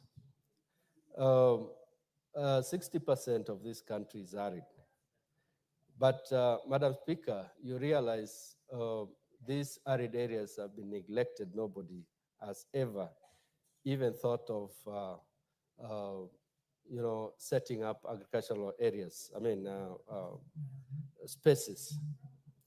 When indeed, if the country was focused on doing or producing food in this country, it would produce sufficient food for all of us and even for import. I want to give example of the area where I come from, and where we've been pushing for the government to set up agricultural space. This area recently had issues of invasion by an external militia. This area is called Toronyo. That area would have, for a long time, has been, proposed for agriculture, but that has never happened. And what causes some of the clashes and deaths is Kenyans in that area would move across to the Ethiopian side for search of food, because the Ethiopian side has done a lot of food production. So you realize our government has not been keen on agriculture, which is said to be backbone of this economy. And that, of course, agriculture comes with the production of fertilizer. So this motion, as brought by Honorable Member Atani, is long overdue, and it is something we need to support as a House and engage government to invite investors. And why, the main reason why investors are not coming to do manufacturing in this country mainly is lack of incentives. The government has not opened up to investors who can be able to come and support them through good incentives that is happening in other countries. So, Madam Speaker, I support this motion. Thank you. Thank you very much. The Honorable Millie Odhiambo, I'll give you a chance because of order of speaking as per our standing orders, but I would like to ask others to wait. Thank you, Madam Speaker. Madam Speaker, I do thank you for recognizing ranking. But Madam Speaker, I also just want to know that, because I know there are very many members who've been waiting for a long time, including my neighbor, Honorable Karoli Omondi, and I therefore will try and speak in less than the allocated 10 minutes. Madam Speaker, first of all, let me just acknowledge that you have Moi Educational Center in the House. They are visiting to see how Parliament works. And Madam Speaker, all I can say is that I hope that from the cohort that is here today, very many of them will one day be sitting here in Parliament as members of Parliament, and indeed that one of them will one day be a president of the country. It is possible, anything is possible for a willing heart. Madam Speaker, I just want to thank Honorable Atandi, the new chair of Budget Committee, for bringing this motion to the House. And just thank you that you have actually started on a very good note. And yes, you are bringing in very good perspectives to the government and continue with the same trajectory. And I just want to say that what has happened recently with the new government in the United States of America has actually, it's what I would call a double-edged sword. It's a double-edged sword when the administration decided that they are going to be Americentric, meaning they are going to focus on developing themselves, and therefore very little aid is going to come to countries such as Kenya. And Madam Speaker, it is not only in the US. I know, for instance, the UK is also reducing development aid. And I think it's a wake-up call for a lot of African countries. We are very rich countries. We have many resources, and we can actually, if we utilize them well, we can go far. And one of the first things we have to make sure we do is to be food secure. And that is why it is important for us to have our own locally producing manufacturers of fertilizers. And one of the things that I would then indicate is recently Parliament gave us a training on public-private partnerships. I wish Parliament could do that to every member of Parliament. And I wish Parliament could cascade what PPPs are to the whole public so that the public can get a buy-in. Not everything in PPPs is bad. It's just that because we have not alerted people about it, what it is, and made it open. But through PPPs, we can be able to bring fertilizer plants in almost every constituency and make people food secure. The other thing that I'd want to say is that we must leverage on our youth because we can no longer rely on formal employment. And we must have a lot of our young people who can be able to now even invest in agriculture. And we must adapt that and have rethinking of in our youth so that many more can also get into areas like agriculture. And I like practicing what I say. My nephew, who I've supported very strongly, has just graduated with a degree in agriculture and is becoming a farmer. And I think this is the way to go. But as a government, we need to incubate them, help them, support them, give finances to support. But we can only do that if we stop pilferage and corruption. And I know that my good friend and colleague would not want us to talk about it. But even when we are in the broad-based government, what is wrong is wrong. And we know what is bedeviling the country. And the moment we own up to what is wrong and we're bedeviling the country is when we can sort out the issues. Are we struggling with corruption? Yes, we are. We must acknowledge and we must deal with them. And we must, at every angle, right from the presidency to the lowest level, we must deal with corruption because then there would be money available, even for free primary education, even for fertilizer. With those few remarks, I do support. Thank you. Thank you very much, Minority Whip. The Honorable Karoli Omondi, member for Suba North. Suba South. Member for Suba South. Thank you very much, Madam Speaker. I'll also try and be very brief. Madam Speaker, I rise to support this motion by Honorable Atandi, where he's calling that this House resolves that the national government, through the Ministry of Agriculture, promotes local fertilizer manufacturing by investing in research. I just want to focus on the issue of research and why it is important for this particular motion. Madam Speaker, I believe we are talking about what we call modern synthetic fertilizer, manufacturing of modern synthetic fertilizer. 40% of the cost of fertilizer used in this country is actually cost that has nothing to do with the production of fertilizer. It is basically transportation and port handling charges. In other words, if we produced the synthetic fertilizer locally, we would almost half the cost of fertilizer in this country. And this is because of fertilizer comes in liquid, solid, and gaseous form. So it is very difficult to handle. But let me first tell a story so that we understand, two stories, and we understand where the problem is. In 1975, the Kenya government entered into a fertilizer manufacturing deal with a company, an American company called NREN, and they formed a parastatal called KENREN, Kenya Chemical and Fertilizer Manufacturing Company. That company then entered into a financing arrangement with two banks, a Belgian bank and an Austrian bank. And then they procured two entities, Copé Lavalin of Belgium and another company, Voest Alpine of Austria, to supply manufacturing equipment. The value of that transaction was 350 million Kenya shillings at that time. Interest rate was 8.5%. 3 years later, no equipment had been supplied. And the company, Kenren, went into receivership. But the Kenya government had guaranteed that particular loan. We ended up paying about 5.1 billion without any fertilizer manufacturing plant being installed. In 2015, again, another story. In 2015, two Japanese companies were invited by the Kenya government, Toyota Tsusho and Marubeni, very large Japanese corporations. And Toyota Tsusho was contracted to build a 135 billion fertilizer manufacturing plant in Eldoret. Again, it is not working.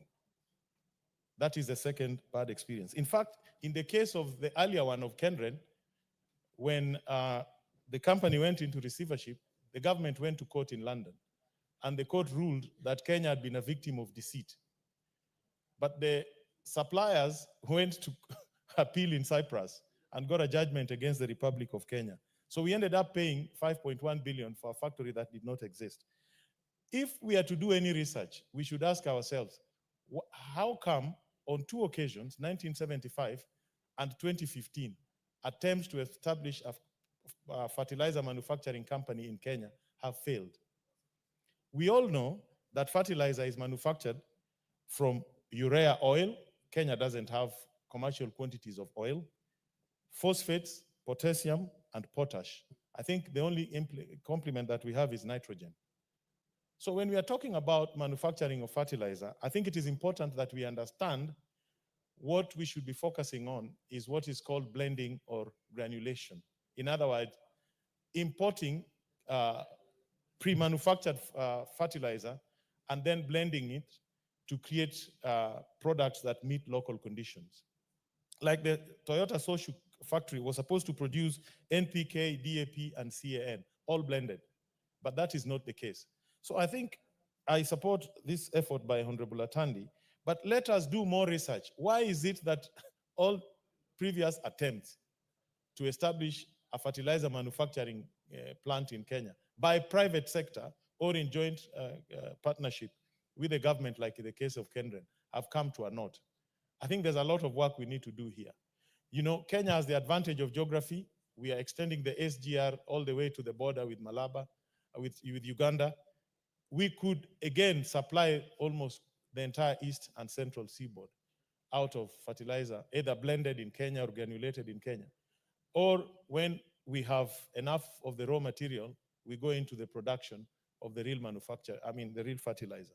But otherwise, I support this, and I'm happy that the new chairman for the budget committee has brought this up. He used to be my neighbor here, but suddenly has disappeared. He's sitting on the other side. And I've been informed that is where the chair of budget must sit. So I've lost a very good neighbor, but on this, we support. Thank you very much, Madam Speaker. Thank you very much. The Honorable Jackson Kosgei, nominated member. Thank you, Madam Speaker. From the onset, I support the motion by the Honorable Atandi on this food security as a very important motion for us as the leadership of this country. One, Madam Speaker, food security is one of the basic needs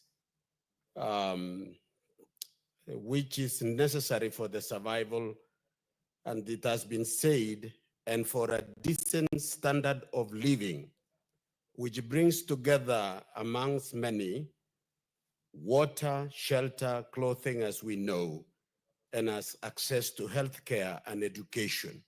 Food, therefore, must be a priority in the planning of any country to secure its own people, to make sure that it's raising a healthy nation that is able to be productive in every way. I support the emphasis on this motion about research, because progress any other time in history has been based on research, because research is able to create a food security component with an ability to make sure that food will be available to the citizen of a country. It can be accessed. It is food that can be utilized, and we have a stability in the production. And therefore, research will also lead us into appreciating the changes in climate change that we, for many years, depended on rain-fed agriculture, that it may be necessary now to change the focus, that we go for irrigated agricultural attention to be able to make sure food is available in the country. Madam Speaker, we therefore would like, and I really am impressed, as my colleagues have just mentioned before, that our new chair on Budget Committee is paying attention on the very important basic and foundation in really meeting one of the basic needs in this country. And therefore, the budgeting must put emphasis on this. And Madam Speaker, also food security means security, actually, because food can be a weapon against a nation.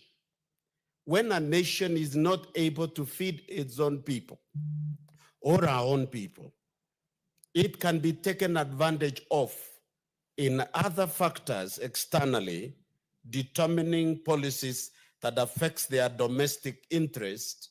You have no power to speak and reject anything which would have appeared to be injurious to your people if your people are hungry.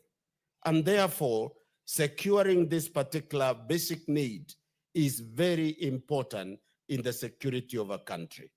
With that, Madam Speaker, I support the motion. Thank you very much. The Honorable Caroline Ngeleche, member for Elgeyo Marakwet County. Thank you, Honorable Speaker, for giving me this opportunity to contribute on the motion by Honorable Atandi on the promotion of local fertilizer manufacturing industries. And first of all, allow me to congratulate Honorable Atandi, since I think I've never had an opportunity to meet him since he became the chair of budget, and I've been looking for him in where he normally sits. And I'm also informed, just like Karoli Omondi, that he has now shifted to the government side and he will be sitting where the former chair of budget used to sit. So Honorable Atandi, congratulations in advance. And I can actually see somehow your expertise in this. So Madam Speaker, allow me also to support him by saying that as much as Honorable MP for Suba North has given a different dimension, that we need to know what it takes to be a manufacturer of fertilizers. At times, Madam Speaker, we might contribute, or we might also have feel that we need to manufacture fertilizer. But also I want to support Honorable Karoli Omondi in saying, what does it take to have the fertilizer? Because as I sit here I know that we are not the manufacturers, or we are not the source of the key or the basic ingredients of fertilizer, manufacturing fertilizer, or unless we just blend or we granulate, as Honorable Karoli puts it. Nonetheless, it is a very important thing. If we can go out of if we can give a chance, or we can go out on a limb to give a try, because we have had the agriculture is the backbone of our country in Kenya. Most of what we can do better in Kenya, better than fishing, better than mining, better than all the other activities that can support our country, agriculture is what we have, because we have arable land, we have good climatic conditions. It is a very good thing to have, because we depend highly on agriculture in our country. And Madam Speaker, we have so many graduates, we have so many diploma holders who've trained in the field of agriculture, and they can be a very good basis for research on how we can do better on our fertilizer, Madam Speaker. Madam Speaker, these youth, most of them, especially the youth who pursued agriculture as a course in the university, find themselves in very unfamiliar territories, because there are so many things in Kenya in the agricultural sector that are not being implemented, Madam Speaker.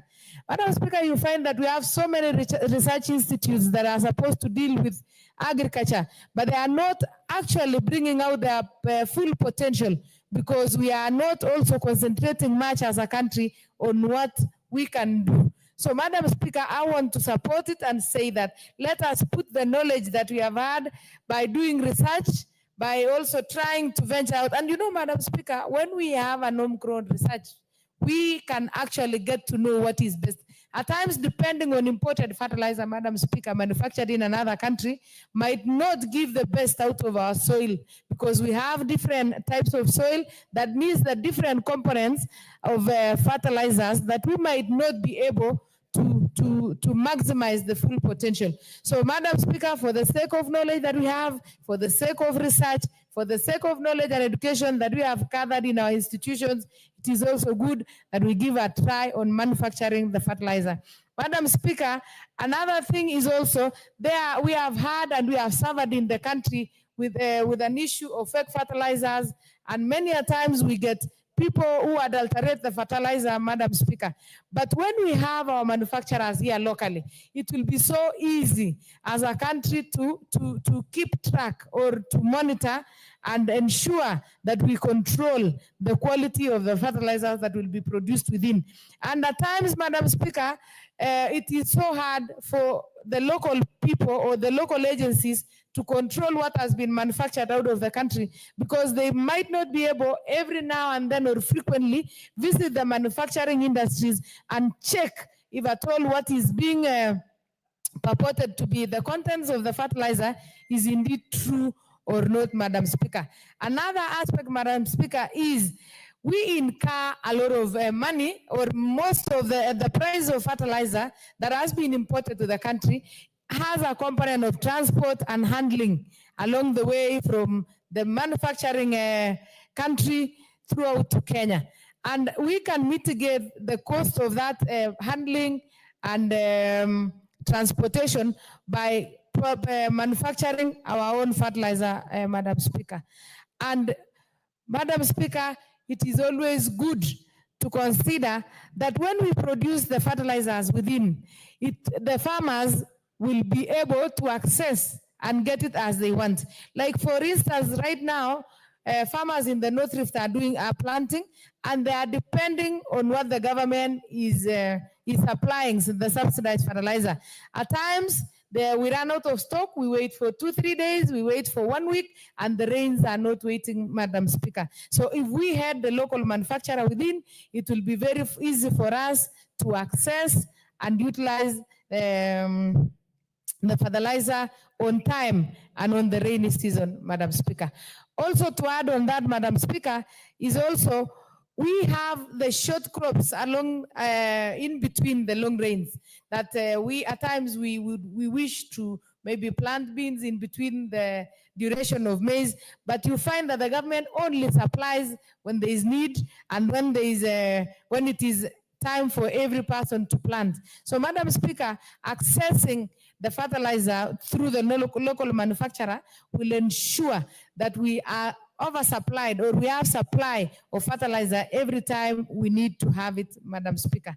And I want to support the motion and encourage the Ministry of Agriculture to give a try, because, Madam Speaker, we always cry on food security, and it is a shame that we don't face food shortage in the country because of maybe natural issues like rainfall or